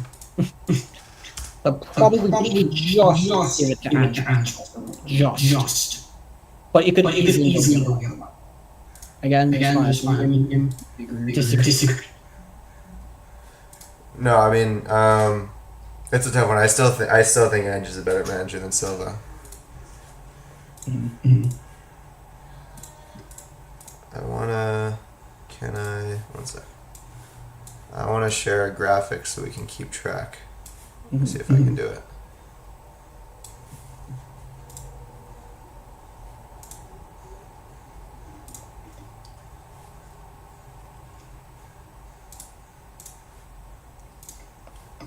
Okay, wait, give me permission and then we can have the visual. I think these are the managers we've covered so far. I don't know if okay, cool. Okay, so green is yes, Ange is a better manager than these managers. Red is no, he's not. Okay, I think those are the managers. Who do I prefer? Yeah. Better. I guess. I don't want it to be too personal though. Still think if we're ranking managers in the Premier League. Still. Okay. I remember the next one I was gonna say. I had a feeling would be a big loss on my end. I think you're gonna say they're better than Andrew. Oh right, Andrew Thomas Frank. Thomas Frank. Yeah. Okay. What he's done with that Frank where he's taken and all those again. You're coming all the Arteta's talk about. Look at how far taken us. Yeah, I'm not using that really hard time. I'm not trying to hear that, especially now. Yeah. But Thomas Frank, I'm absolutely agree. But the squad he's got, he's no good looking like a first base midfielder where he's no right to do. Damsgaard's died. His performances somehow are returning, coming back to life. So, and with the person he's working with.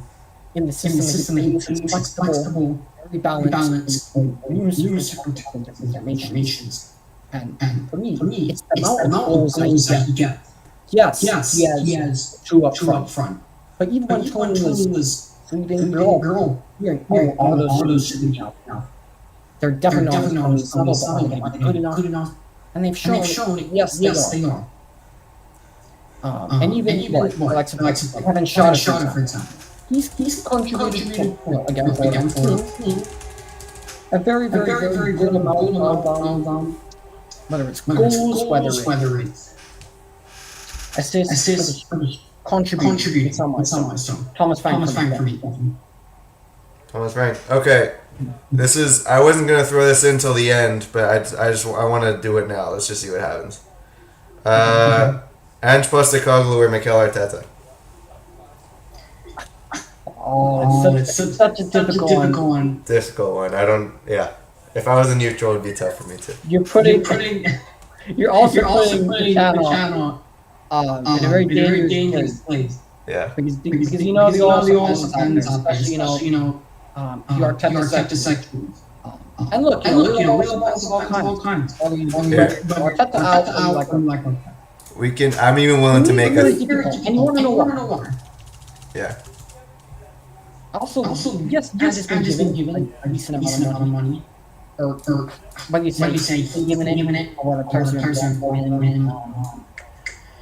you look at the amount of money been given, and the expected, or the new expectations going on, and you look at Ange, and what you've done in a short amount of time for me, and a very short time.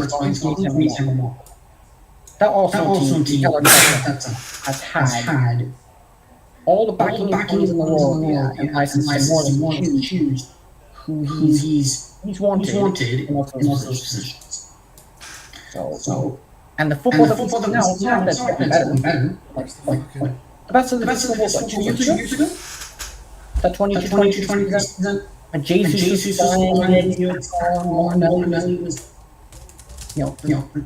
the flipping one season that all the we also support crying silence and mourn. Always talk about I remember that season one.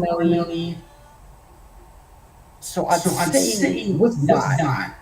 I added a new box for you. So there's a yellow. Just try to keep it to a minimal, but that'll be managers on Ange's level. I don't know what you want to say for Arteta, if you do think. In regards to sample size, it's very difficult to see.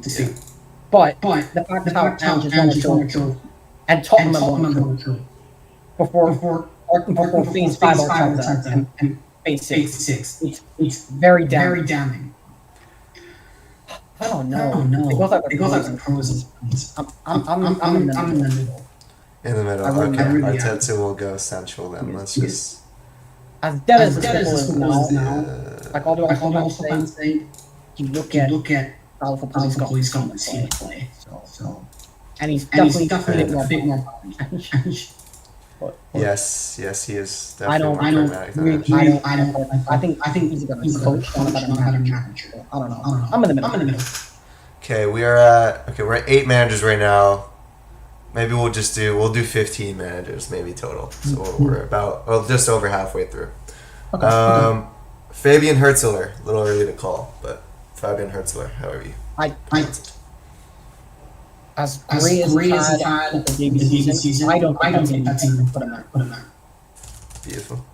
For how young of a manager he is. And this is not I wouldn't have him over Hurtzler. I think that's something to him. Yeah. But he's done really well in his opening season, honestly. Looking how he's improved players. João Pedro, Jack Hinshaw, Baleba, just a couple. Okay. I have the next 2 set. I'm pretty sure it's going to be losses. I think you'll both say both of these are better than Ange, but let's see. Ready? First one up. Ollie Glasner. Yes. Definitely better than Ange, for sure. Okay, we can settle that quickly. Okay. After that, Unai Emery. Yeah. I think you know what Oliver Glasner. Unai is superior. Okay. Alright, well, overall, it's still seeming like you view Ange as maybe like he might be. And the numbers stay here. I'm feeling like, okay, there's still a few to go, but in terms of, if we're guessing in terms of the whole league, you'd probably still place Ange as maybe like 10th best in the league. out of 20. Let's say the current ones. Is that about right? Maybe 9? I guess so. He has the strength and weakness. Yeah, that's fair. Okay, so still very much, still a lot of questions to And be the answered. numbers show my own philosophy. I'm balanced. Pros and cons. Was there anything else before we get into the cooking stuff? Is there something else you want to do after this? I thought we were going to get into the cooking portion of this. Cooking like roasting United players cooking? Yes. I thought you did that enough. Davis still has more in the tank, huh? Okay. Let's do how many managers do we have total? 1, 2, 3, 4, 5, 6, 7, 8, 9, 10, 11. Okay, let's do 2 more. Let's do 2 more managers and then we'll call it and get into a cooking session, yeah? This will be just to keep it very simple. Let's do it, sure. Alright, let's get into quick ones. Enzo Maresca.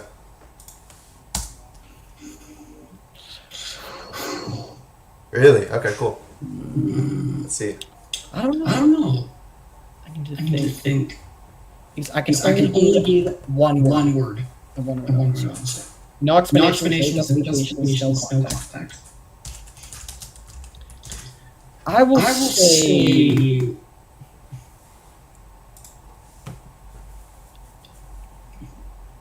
in the middle. In the middle, okay. Interesting.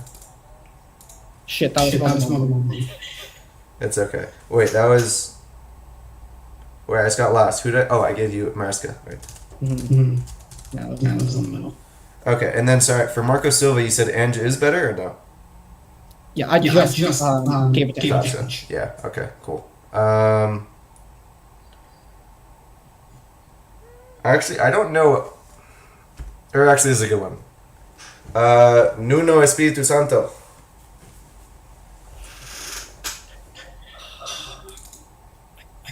Elliot George. I don't even know. The one sentence of the name. That's kind of wild. Nuno is the antichrist. Or the antithesis of Ange. Interesting. Interesting. Definitely, in a sense. I can see it a bit. But I would probably still say Nuno. No. From what I saw. I think this will be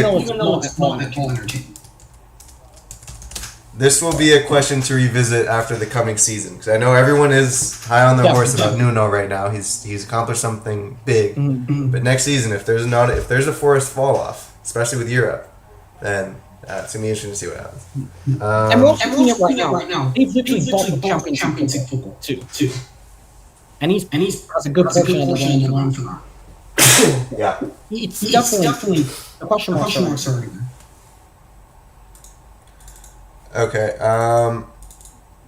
Okay. We'll cap it out at 3 more. I'll go quick. 2 of them I think will be no. 1 of them will be yes. I don't really. No. Let's not do. I know. Let's not do Pep. That's an obvious one. I'm trying to pick ones that are competitive with. I don't really know your stance on this manager because I feel like you haven't waxed too much lyrical about him. I sort of ride him a lot. Arne Slot. Yes, I'd rather. Yes. I don't. Fantastic. And I've given him his space as well. Yeah. Okay. I'm trying to think if there's like a big manager I'm missing. Because otherwise I'll just throw one that I know. Oh, okay. Fuck. I think this manager is better. Anyhow.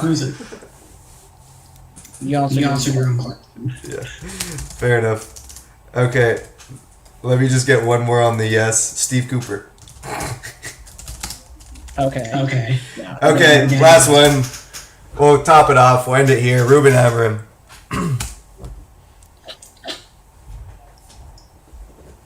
I'm very conflicted about the one-word answer. On one hand, I could be truthful and have some sort of integrity. But on the other hand, I could very easily piss off top red if I give any context and explanation, which one-word answer is kind of. Damn it. Don't forget, you have that middle section. I'd rather you didn't use it, but it's up to you.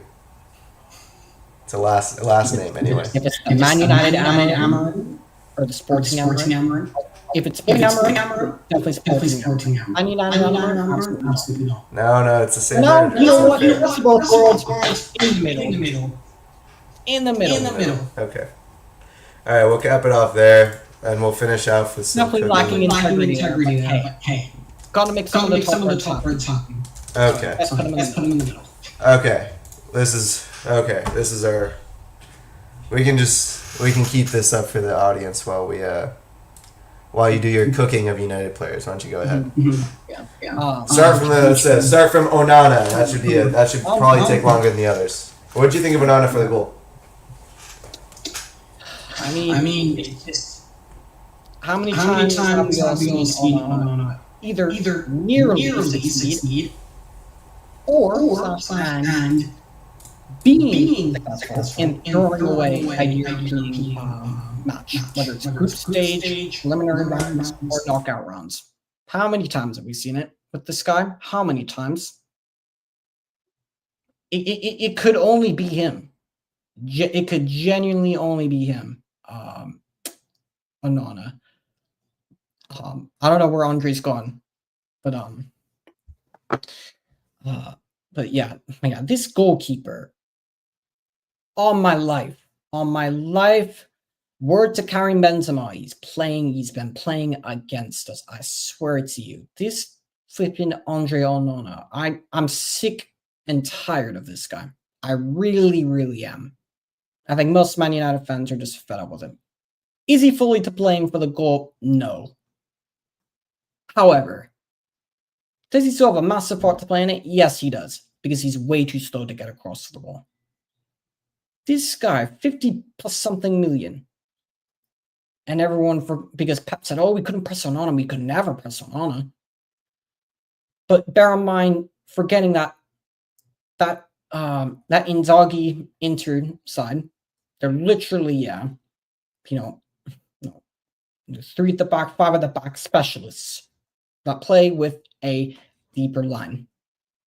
That sit back, that play with 3 in midfield. Pack the midfield, have 5 at the back with their 2 wing backs. So he's a reasonable amount of protection in front of them. If we're going to also make sure to apply context. But yeah, flipping Andre Onana, honestly, this guy, accolades he was coming with, best goalkeeper, X, Y, Z, because he knows the former manager. Honestly, a new goalkeeper should be one of our top priorities this summer. If those hadn't come to that conclusion already. That Andre Onana, the fact how he had the cheek also a few weeks back to bring his agent into Carrington and to complain about his wages and that he wasn't getting paid enough. If that's actually true, absolutely disgraceful, man. Really true. If that spoiler narrative is actually true, that he his agent to Carrington to complain about not being paid enough wages when you're already getting paid well over 100 grand a week. To see your shit performances more or less almost weekly. This guy is again another epitome of this lack of self-awareness. You remember that Leon game? When Brighton was before, and a reporter asked him thoughts on the Leon game coming up on better get the job done.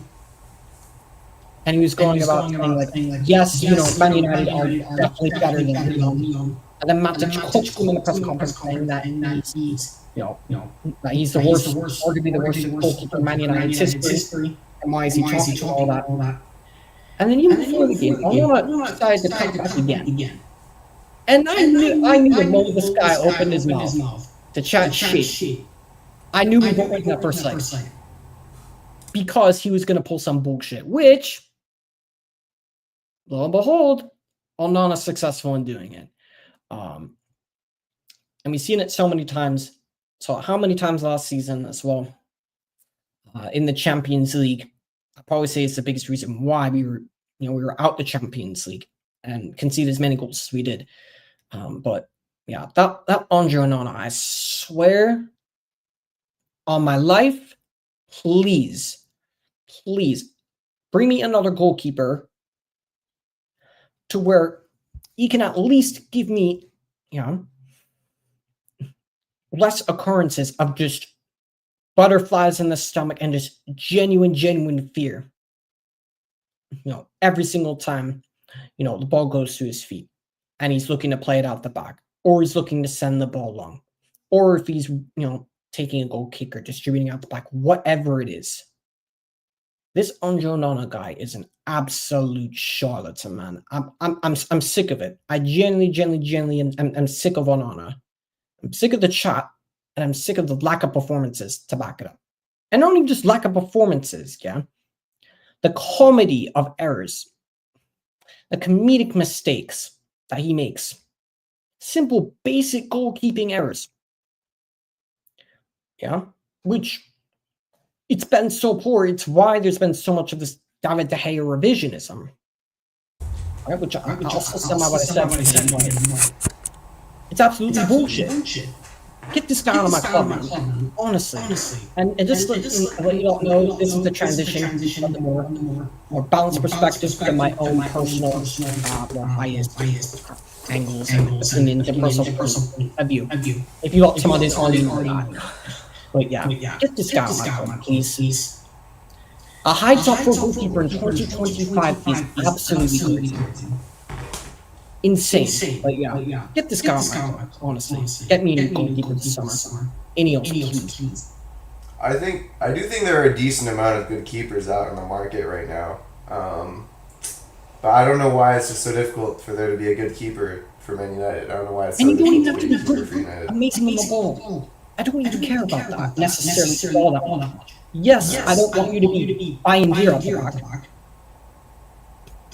Because it seems like every time the ball goes to his feet, he just shuts down and is not able to do. As long as you're half or just averagely competent with the ball at your feet, but you're top and just everything else, and shopping penalty saving, all of that. Just to the point where I can be instilled a normal level of confidence that I don't have to be, more or less biting my nails every single time this guy gets the ball. Because that's literally what it is.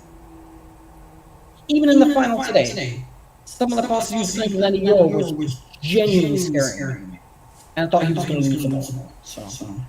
Yeah, run me a new goalkeeper, man. Honestly, I'm sick and tired of what's going on. Honestly.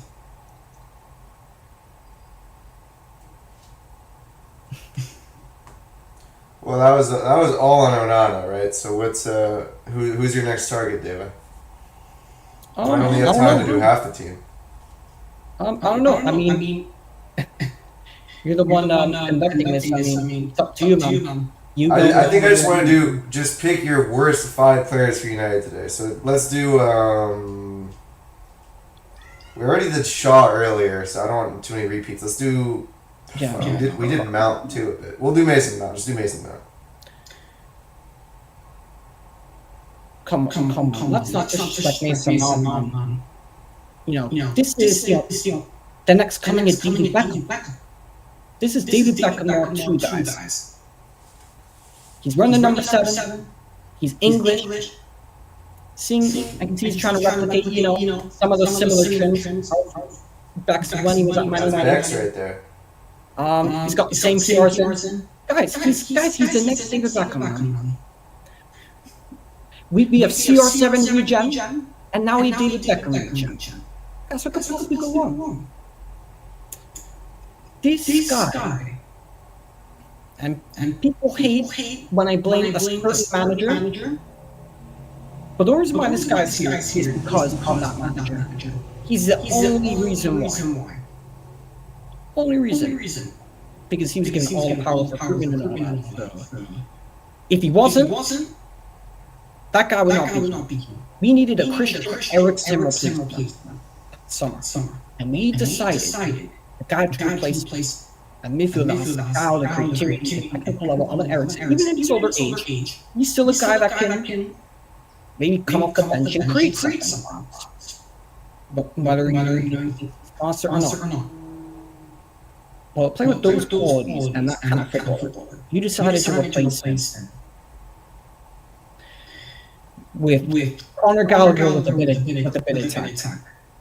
And even at his best, Mason Mount is nowhere near the type of player that Eriksen is. And the signing made no sense. So yeah, and giving the 750 grand a week, and losing a player as the technical ability of Sancho for me, personally, especially for Sancho, that for me was just the ultimate disrespect to me. Those were just the ultimate charities on his own. This guy's an absolute scrub. What did this guy do?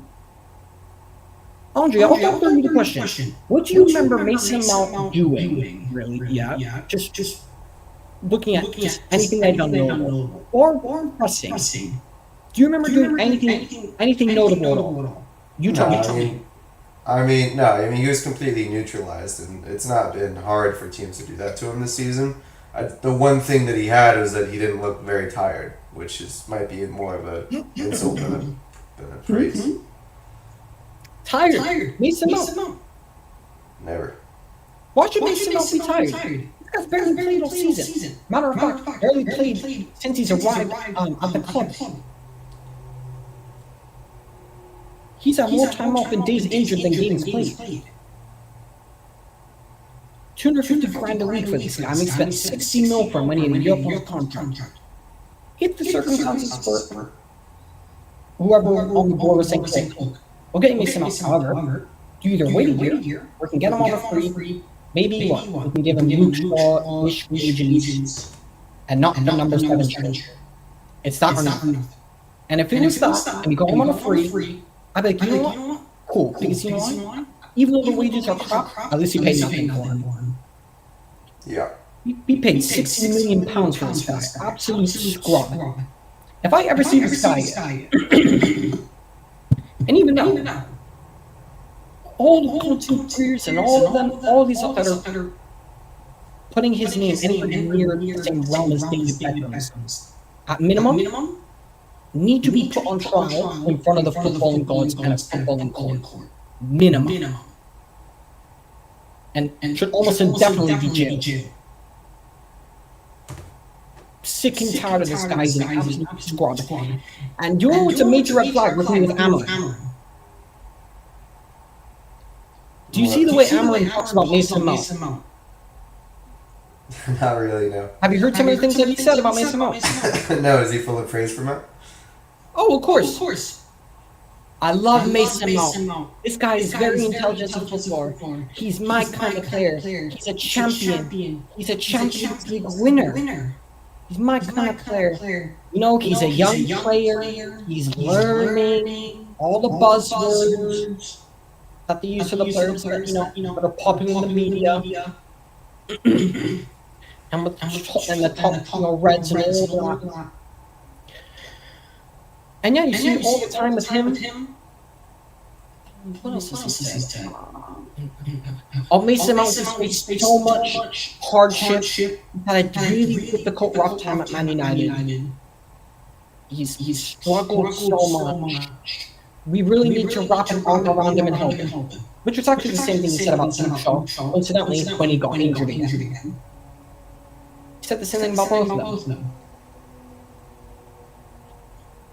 And honestly, it's just like, you just get a room. Get a flipping room at this point.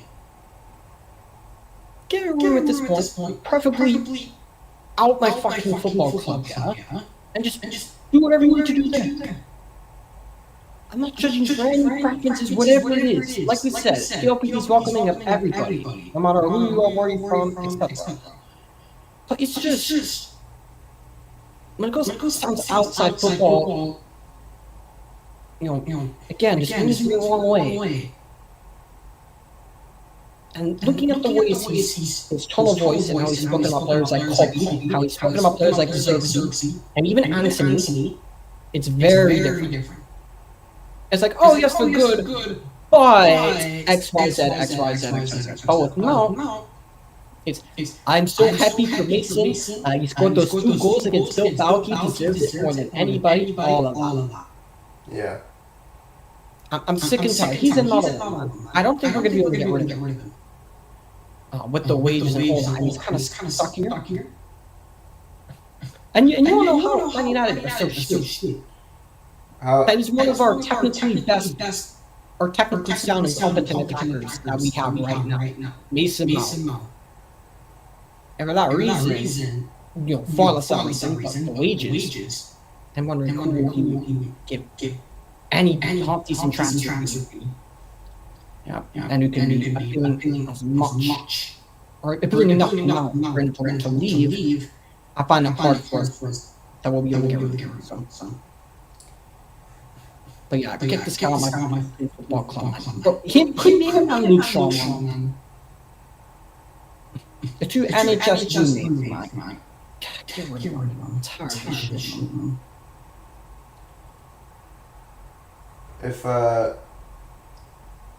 If Man United keep Mount but get rid of Kobe Mainu, I'm gonna have authorities. I'm gonna call the authorities, Davis, and they're gonna make sure that you don't go to any of your local bridges or buy any firearms or anything like that. Okay. Thank you. That will be much appreciated. Okay. Yeah. Honestly, I so happy of you. I'm hearing the sell Kobe and Garnacho. If we sell Kobe, right, I will lose. And especially keeping Mount and Garnacho, I will lose my mind. Oh yeah, that's a good one. Okay. Let's do Garnacho. What'd you make of Garnacho? He did create a good opportunity for himself to shoot. He almost got there. All the time. Put a nice little skip on the ball. What have I said about Garnacho? About where, or should I say, when he's at his best? Do you remember? What was the question? For Garnacho, as I've said many times over the years, such as debut, where and what, or should I say, what have I said about Garnacho as to when or where he is at his very best, or at his most effective? What have I said so many times? Where it is. You can't remember? Wait, what was yours? On the bench. Almost. Just switch on with off. Off the bench. Gotcha, I understand. Coming off the bench. And that's what he was today. He adds the injection pace. I see, Which when he came off the bench, he looked a little less shit today. I mean, also because he didn't play 90 minutes, it's not as obvious. And even when he did come off the bench, anytime Dorgu's making overlapping run, no, he never ever passes to Dorgu. Almost never. Because, guys, remember, he next CR7. He's always got a line and shoot. Always.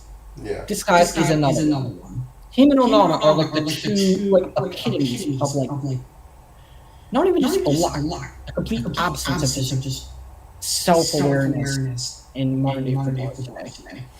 Alright? Onana's like the goalkeeping regimen, but definitely like Ominga right? The CR7 fanboys and keyboard warriors have like adopted Garnacho because he's a CR7 fanboy himself. This guy's an absolute squad. How did we reject £50 million in January for this guy? I cannot believe it. Genuinely, I don't know how he did that. Yeah. Just no.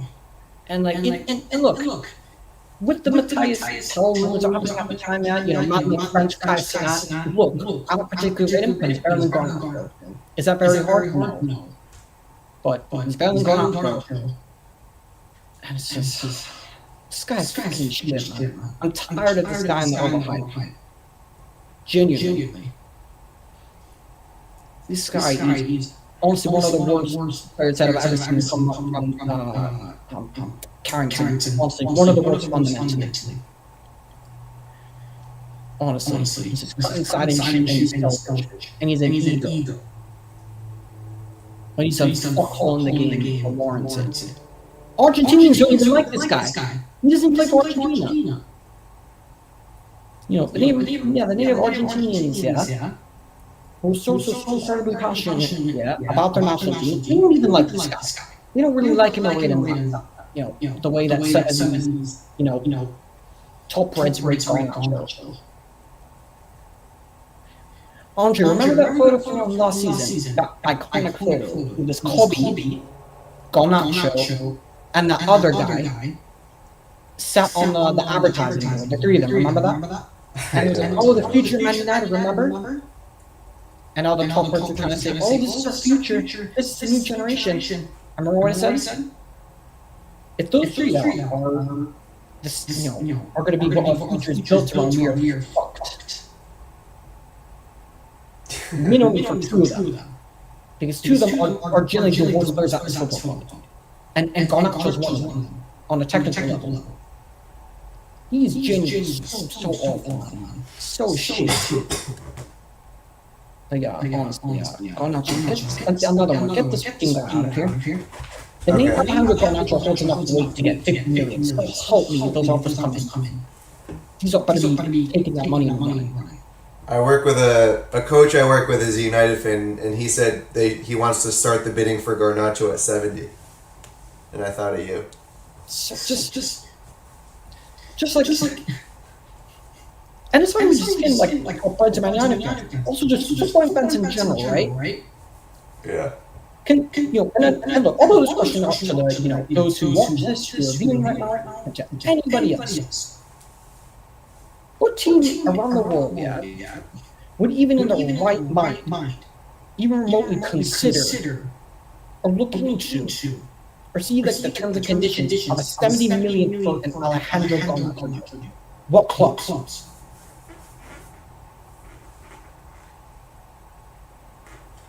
Yeah, it's a tough one. I would say Italy, somewhere in Italy, but no one has that kind of money, so I think he was just saying because he wants a minimum of like 50, right? He doesn't want to go below 50 for Garnacho, so but he is a fan of Garnacho. 50 was incredible. He is very. The coach I work with, he's a United fan. He loves Garnacho, he loves Højlund, and he loves Bruno. So you guys have very different perspectives on United. Okay, let's finish off with two. I'm going to give you two more players. These are the big ones that I know you're going to criticize, and then we'll finish off the last one. The last one's going to be my favorite. Who do I want first, actually? Now I'm questioning it. Let's go. I know the captain is one of them. Yeah, I just don't know if I want. Okay, I'll let you decide the order. Whoever you want to hate on better will go last. I'll go with the captain because I know the other that you're thinking of. It's Højlund and Bruno. I want you to shit on Højlund and Bruno. Fuck, you shouldn't. But anyways, it was fairly obvious, for the viewers or anyone that has half a fucking brain cell. But yeah, let's start with the captain, right? Any other player over here? Could you say it's Scissor? Yeah. Yes, you can. You can say it's. However, anybody, and Andre, I kid you not, even after the game, when I was criticizing this guy's performance, you want to know what I was actually told? You want to know the defense was for this guy? You want to know what it was, Andre? Come on, don't disrespect me like that. He's Man United Player of the Year. I'm just like, cool. So, being Club Player of the Year, awarded by your club, is really the new thing. Cool.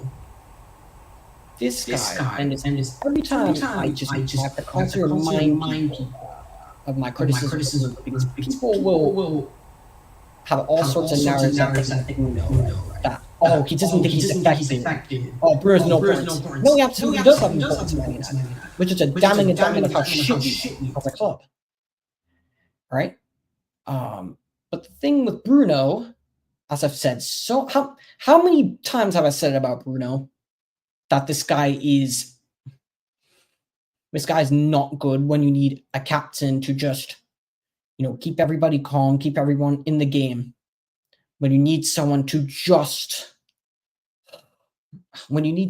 literally just, not necessarily gather everyone together yet, but to keep everyone on a level head, to be a leader.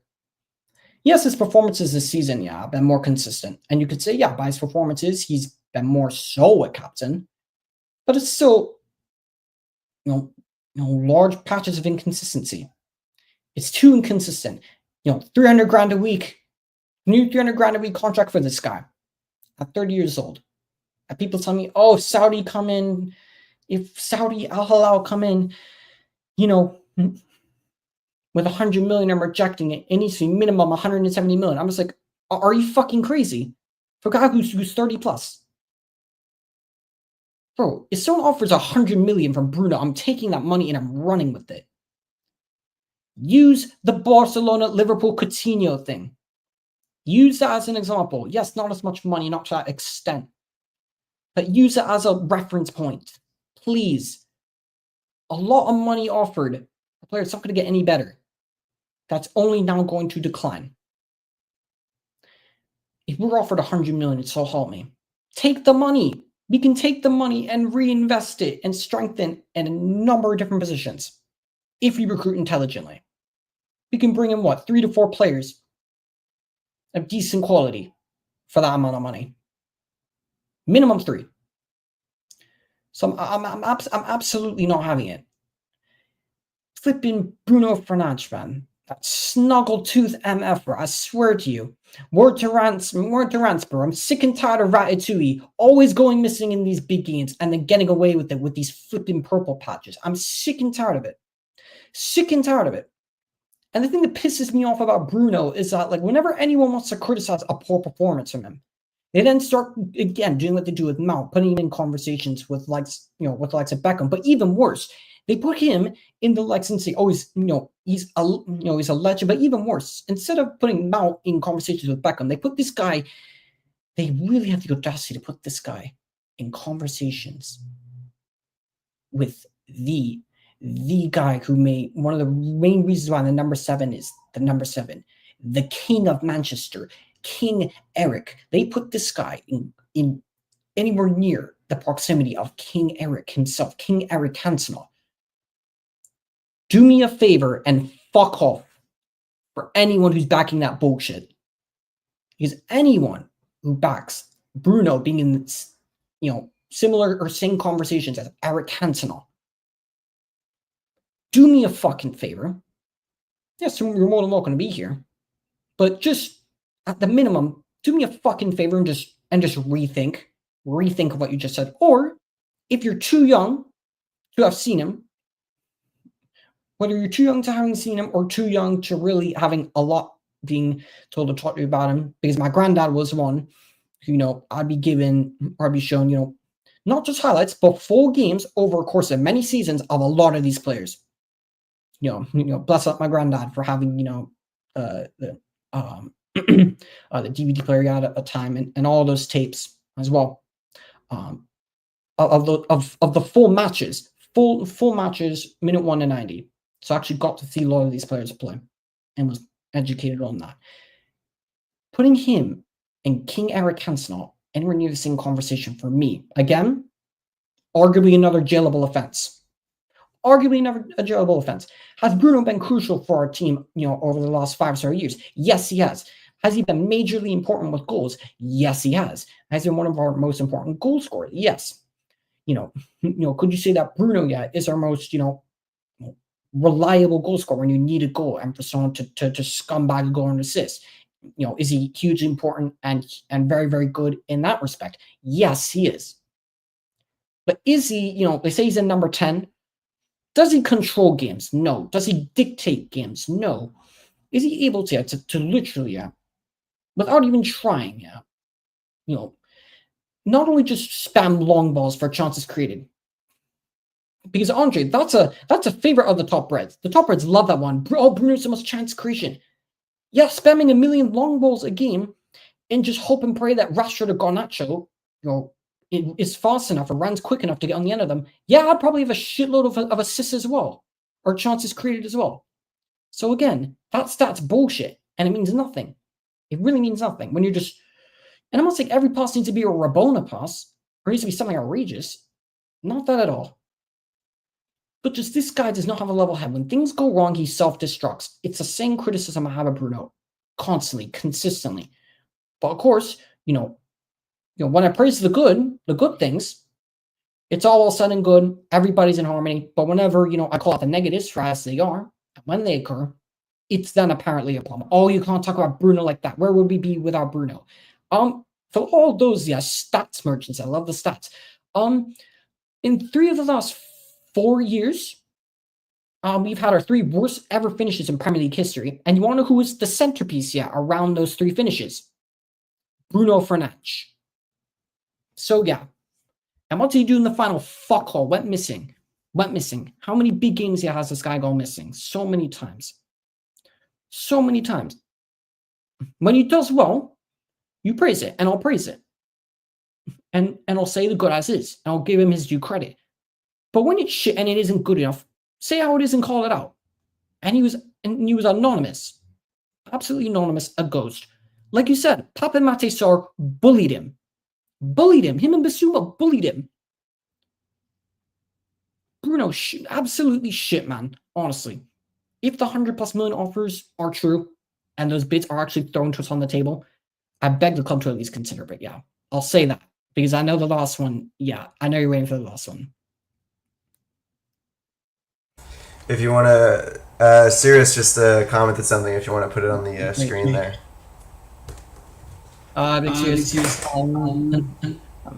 Okay. It's probably because you weren't there to see or to hear my reasoning, but if you hear my reasoning for it, it'll probably make a little more sense. I know at first glance it may not make sense, but if you hear the reasoning behind it, I think you might hear a little more. Which to give a one-sentence summary, I said because he's been given a far bigger sample size and a far bigger transfer budget and amount of funds to work with.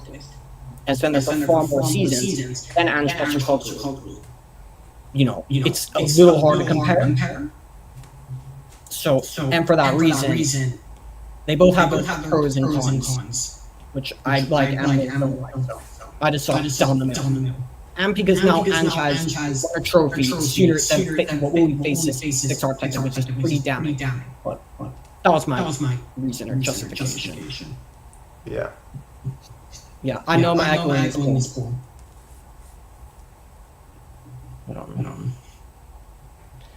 What were you saying? Seriously, you're echoing a lot, Big Dava.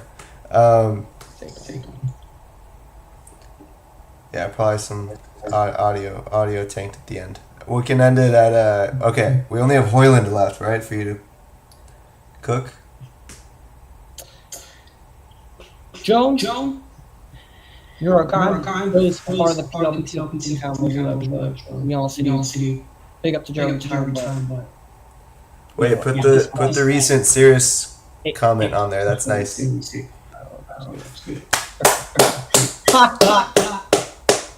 Fuck's sake. I've been really hard this thing all day. But Rasmus Højlund. This guy has to be Dolph Ziggler in disguise. The WWE wrestler. Surely. Because this guy's not a football. I've never seen a striker for any club in Germany who's more of an ice to watch than this guy.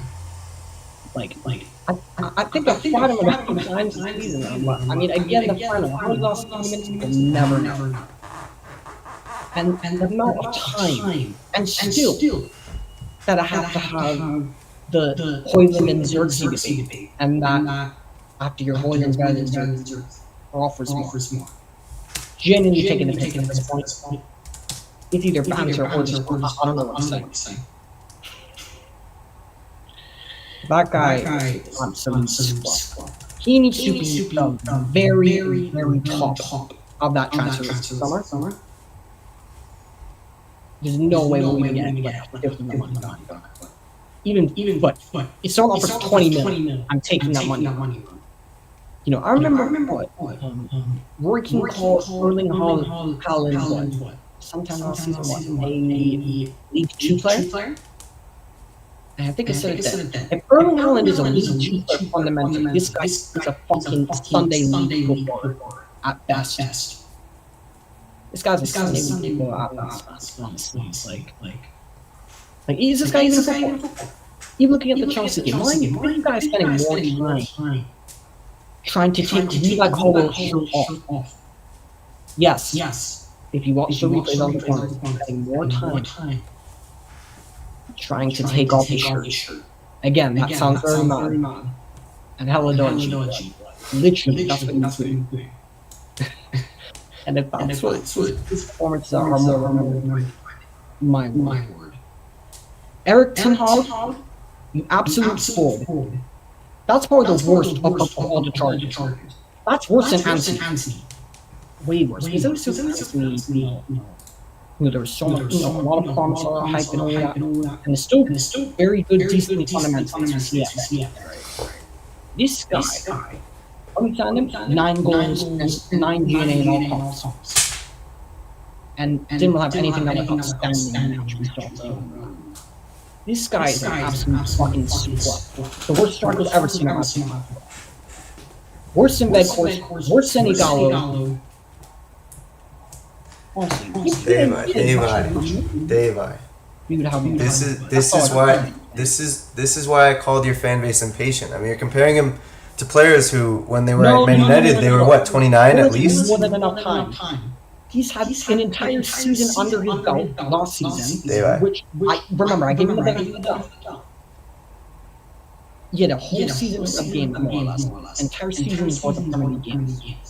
And he's been given most of the Premier League games this season as the starter. So he has no excuses, and he doesn't offer anything else other than running. Daveye, okay, Gyökeres is a top striker, in the world right now, right? Okay, he's entering elite level. When Gyökeres was Højlund's age, he was stinking it up at Cardiff or something. Like, he's still it's hard for a player that age to make that transition to the Premier League. The thing is, not but 15 goals in the Championship at that age? A player who's written off. I don't think so. I didn't think so. What, 15 goals, 16, 17 goals in the Championship season? That's pretty decent. So it shows he's got something there. I don't think so. I thought he got released from whatever. Did he really have that many? Look what he's doing in the Championship. It shows, he may not be brilliant technically. I don't think Gyökeres is a very good player. However, his eye for goals are questionable. He and Osimhen are similar in that. They have a knack for scoring goals. And there's these players that will just bombard you with goals and bombard you with and get guaranteed goals. Minimum like 20 plus. So no, Gyökeres is an elite finisher. Højlund is what? I don't even know. Rubbish at best. Even with the header today. I think it's just the header today. It's just United. He's not starter for United quality. He's a backup for United quality or starter somewhere else. Mm-hmm. I think probably backup anywhere in the Premier League. Who's the guy at the bottom? Management defended for ages. Absolute sport. 72 million we spent this guy. Yeah. He didn't want Harry Kane and said he wanted Rasmus. Right. Jailable offense. Put that way, it definitely is. That guy needs to be top of the transfer list. Please. I can't go another year with Rasmus. Please. And Joe, you're our guy, but come on. Let's get real. Header T was a perfect example. The ball's coming down to you. If you're going to header that ball, you have power behind it. Illich just pops off the top of his head. Van de Ven clears it. Which brilliant clearance by Van de Ven. But if that had any sort of power and precision and force behind it, it's probably going to be a goal. And we could be talking about a very different game. Fine margins. And this guy again moaning at Georgiou about you're not giving me servicing those but across those rocks, which surprise, his movement's not good enough. That he wasn't anywhere near the ball. Because his movement's poor. There's nothing in this player. I can look at be like, okay, but at least he has that. And Andre, no, you're a big defender on that one, and kind of to end it off.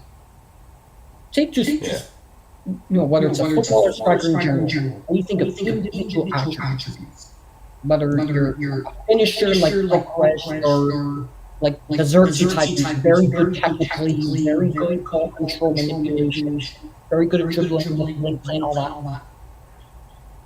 You tell me, again, individual aspects, that could make a striker very, very good or valuable to it. Right? Out of any of those aspects of elements or traits, which one of them does Højlund not only just do I even just say does well, or try to say just even remotely yes? Yeah. Which one does Højlund even remotely have? And no, don't say pressing and running. That doesn't count. I mean, look, I think when you're talking about, I think when you're talking about just like his build, right? Just you got someone who's a 22-year-old who's developing some significant physical strength. And he's also got a great amount of pace behind him, right? He works really hard, and I still think he's anyone from a 9 to 5 needs to work hard too. I think he's a more intelligent player than his output on the pitch, right? Maybe that's me being delusional, right? In Daveye's words, but also from watching him, like what demonstrates or speaks to you that says, yeah, look at this X, Y, Z. It shows that he's got some intelligence there, or signs of striker's intelligence. What specifically speaks to you to his intelligence? It's hard when put that way. I mean, I think all around in terms of his, I think when he's still just got, you can tell he looks like a raw striker in terms of which runs he's making, right? And his hold-up play, right? Not where it should be yet. That's why, not where it should be. This guy kills. Yeah.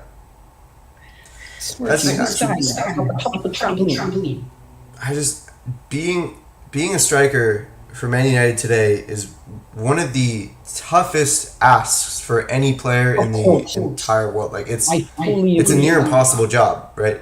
I think if you actually develop him properly, right? And by that I mean I think being a backup striker, I think there's absolutely a player in there, right?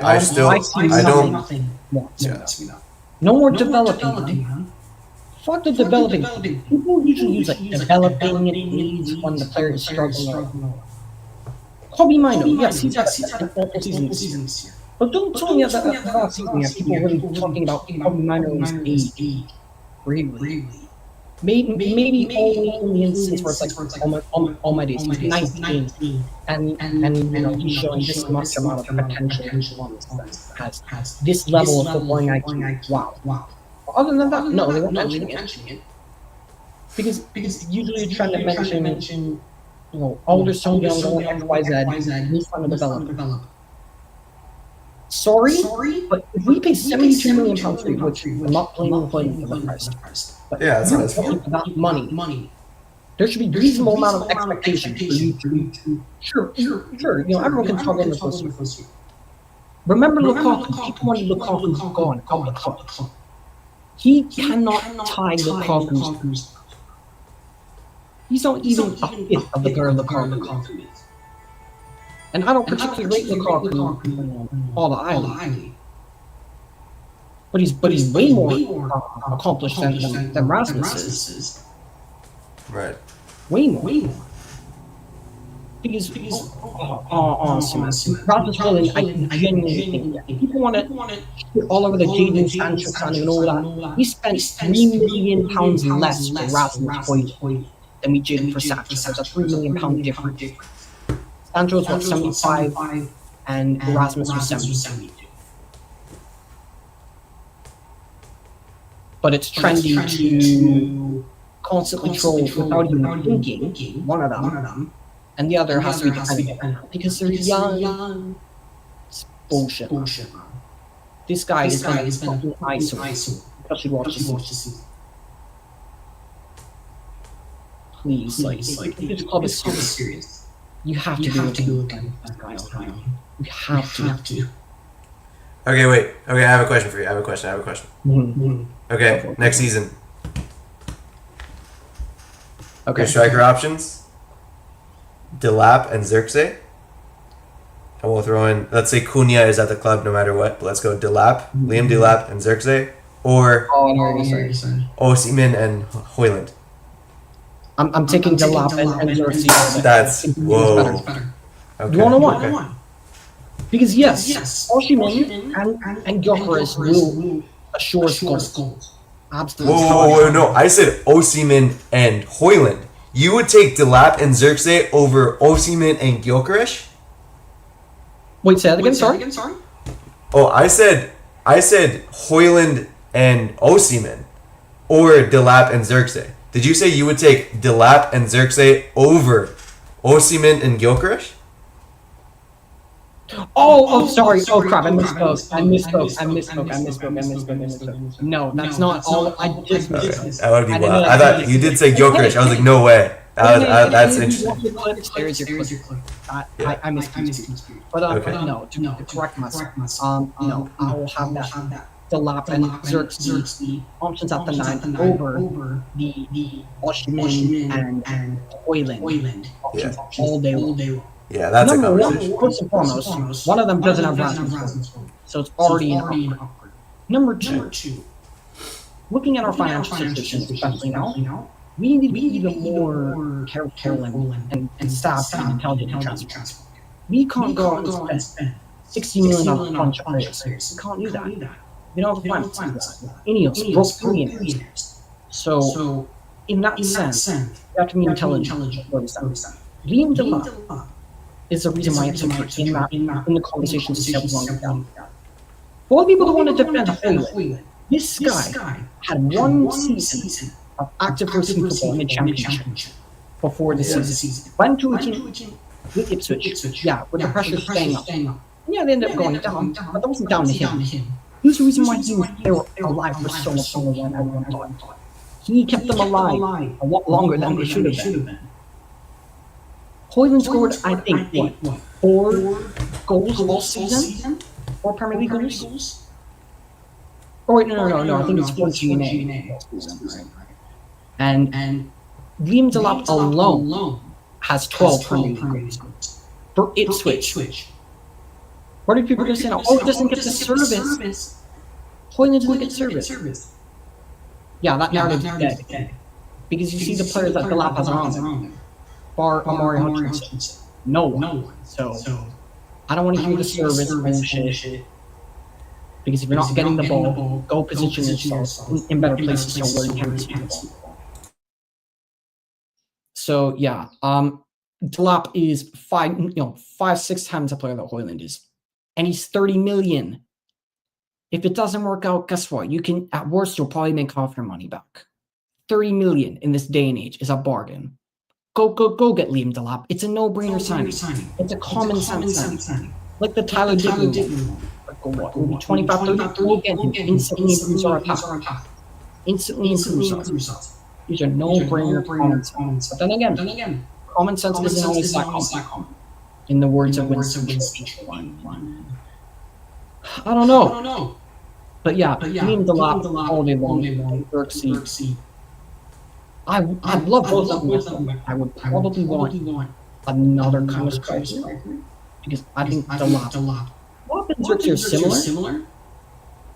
What? I think they're. If you had someone like your like an Oshiman Jokeris type, a striker, and then you had a Dalot. And you kept Xerxes like someone to play off the left as well. I think that would be brilliant. Because you have two different kinds of strikers. Hoyland is just Hoyland. He just offers fuck all anyways. Yeah, that's why I'm really digging your first option. One of them is Hoyland and the other one Messi. Okay, that's fair. I don't know if there's should we close it off there? Any final remarks? We can make final statements. Oh, just remember. I do see a place for Rasmus Hoyland. Oh, great. And how I think he can resurrect his Man United career. 72-0. Where's that? He can be part of the club's social media team. Because he's the captain king. Come on, guys. The captain king is back. Oh my gosh, he done it again. But no, honestly, Man United are fucking embarrassed. I've never been more ashamed to close up the stream. Honestly, Man United embarrassment. Congratulations, Tottenham, they deserved it. Man United Football Club, hang your heads in shame. You've done what I thought would be the unthinkable season.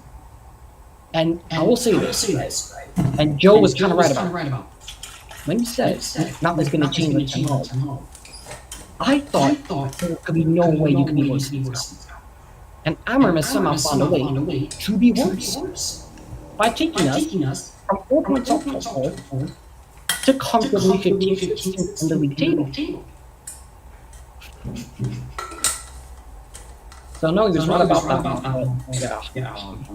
Absolutely disgrace. I minimum give Amorim till December. What do you think of that? For me, he has an entire summer, which is what everyone says. Even the summer and a full preseason to implement a style of play to work with players. And assuming that's what he's going to be doing, he's got 5 games to show me that he's got. You don't have to necessarily win all of them, but I better be seeing major improvement, major progression, and major indications that there's a daunting plan I can see, understand, get behind. In any way, shape, or form. And that he can also actually score goals, that'd be nice. And that in whatever style or whatever he's done is his style of football. There's emphasis on controlling and dictating. And he's got 5 games. The first 5 games in the Premier League season to do that to me. Because he's taking us 4 points off the board to 16th.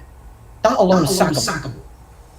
So I mean, if he's going to stay, be given that SAR, which I'm not entirely against, he's got 5 games. And if he performs in the league similar to how he has, then get this guy out of here. And I don't care if he's patient with managers. And no, it's the same as all that. It's a business. Look at Chelsea. Look at Real Madrid. They stack managers until they get it right. And when they get it right, more comes along, success is shown. So yeah, I'm not hearing the narratives. You gotta stick it out for a long time. Pause.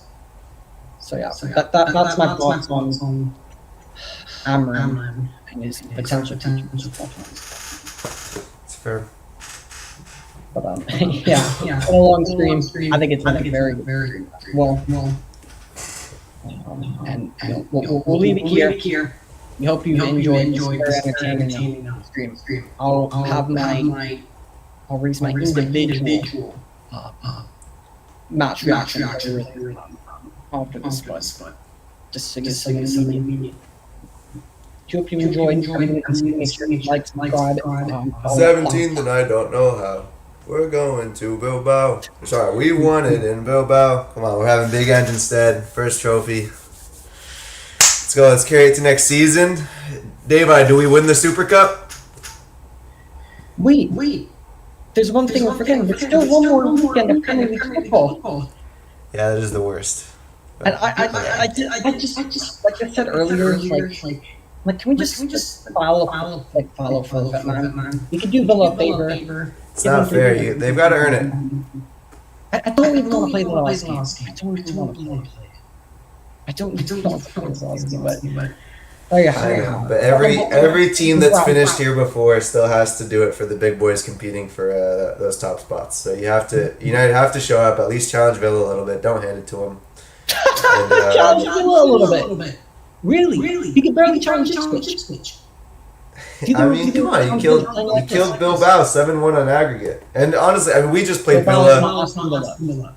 We just played Villa. We played a B team, and I mean, we almost got the better of them, I thought. So, but you still lost. And again, this is not me trolling Tottenham. Yeah, we didn't care. I'm not trolling anybody or to hook anybody. But I'm just simply saying the matter of fact. You still lost. yeah. If Villa were in this Europa League, they would have won. No. They would be losing if they're in this conference. So No. look. No. I just want this Austin season to go over, man. Just get this Throw Barcelona in this Europa League and we're still winning it. This is our competition this year. This was ours. Anyway, we knew it. You see what you've done to me. Now you have to chatting twice. Honestly. Fuck you, seriously. Generally, I'm yeah, it's gonna be long. We both enjoyed the stream. No, next will be my own. And I'll see you in the next one. Can't wait for the last podcast episode of the season. Anyways, take care.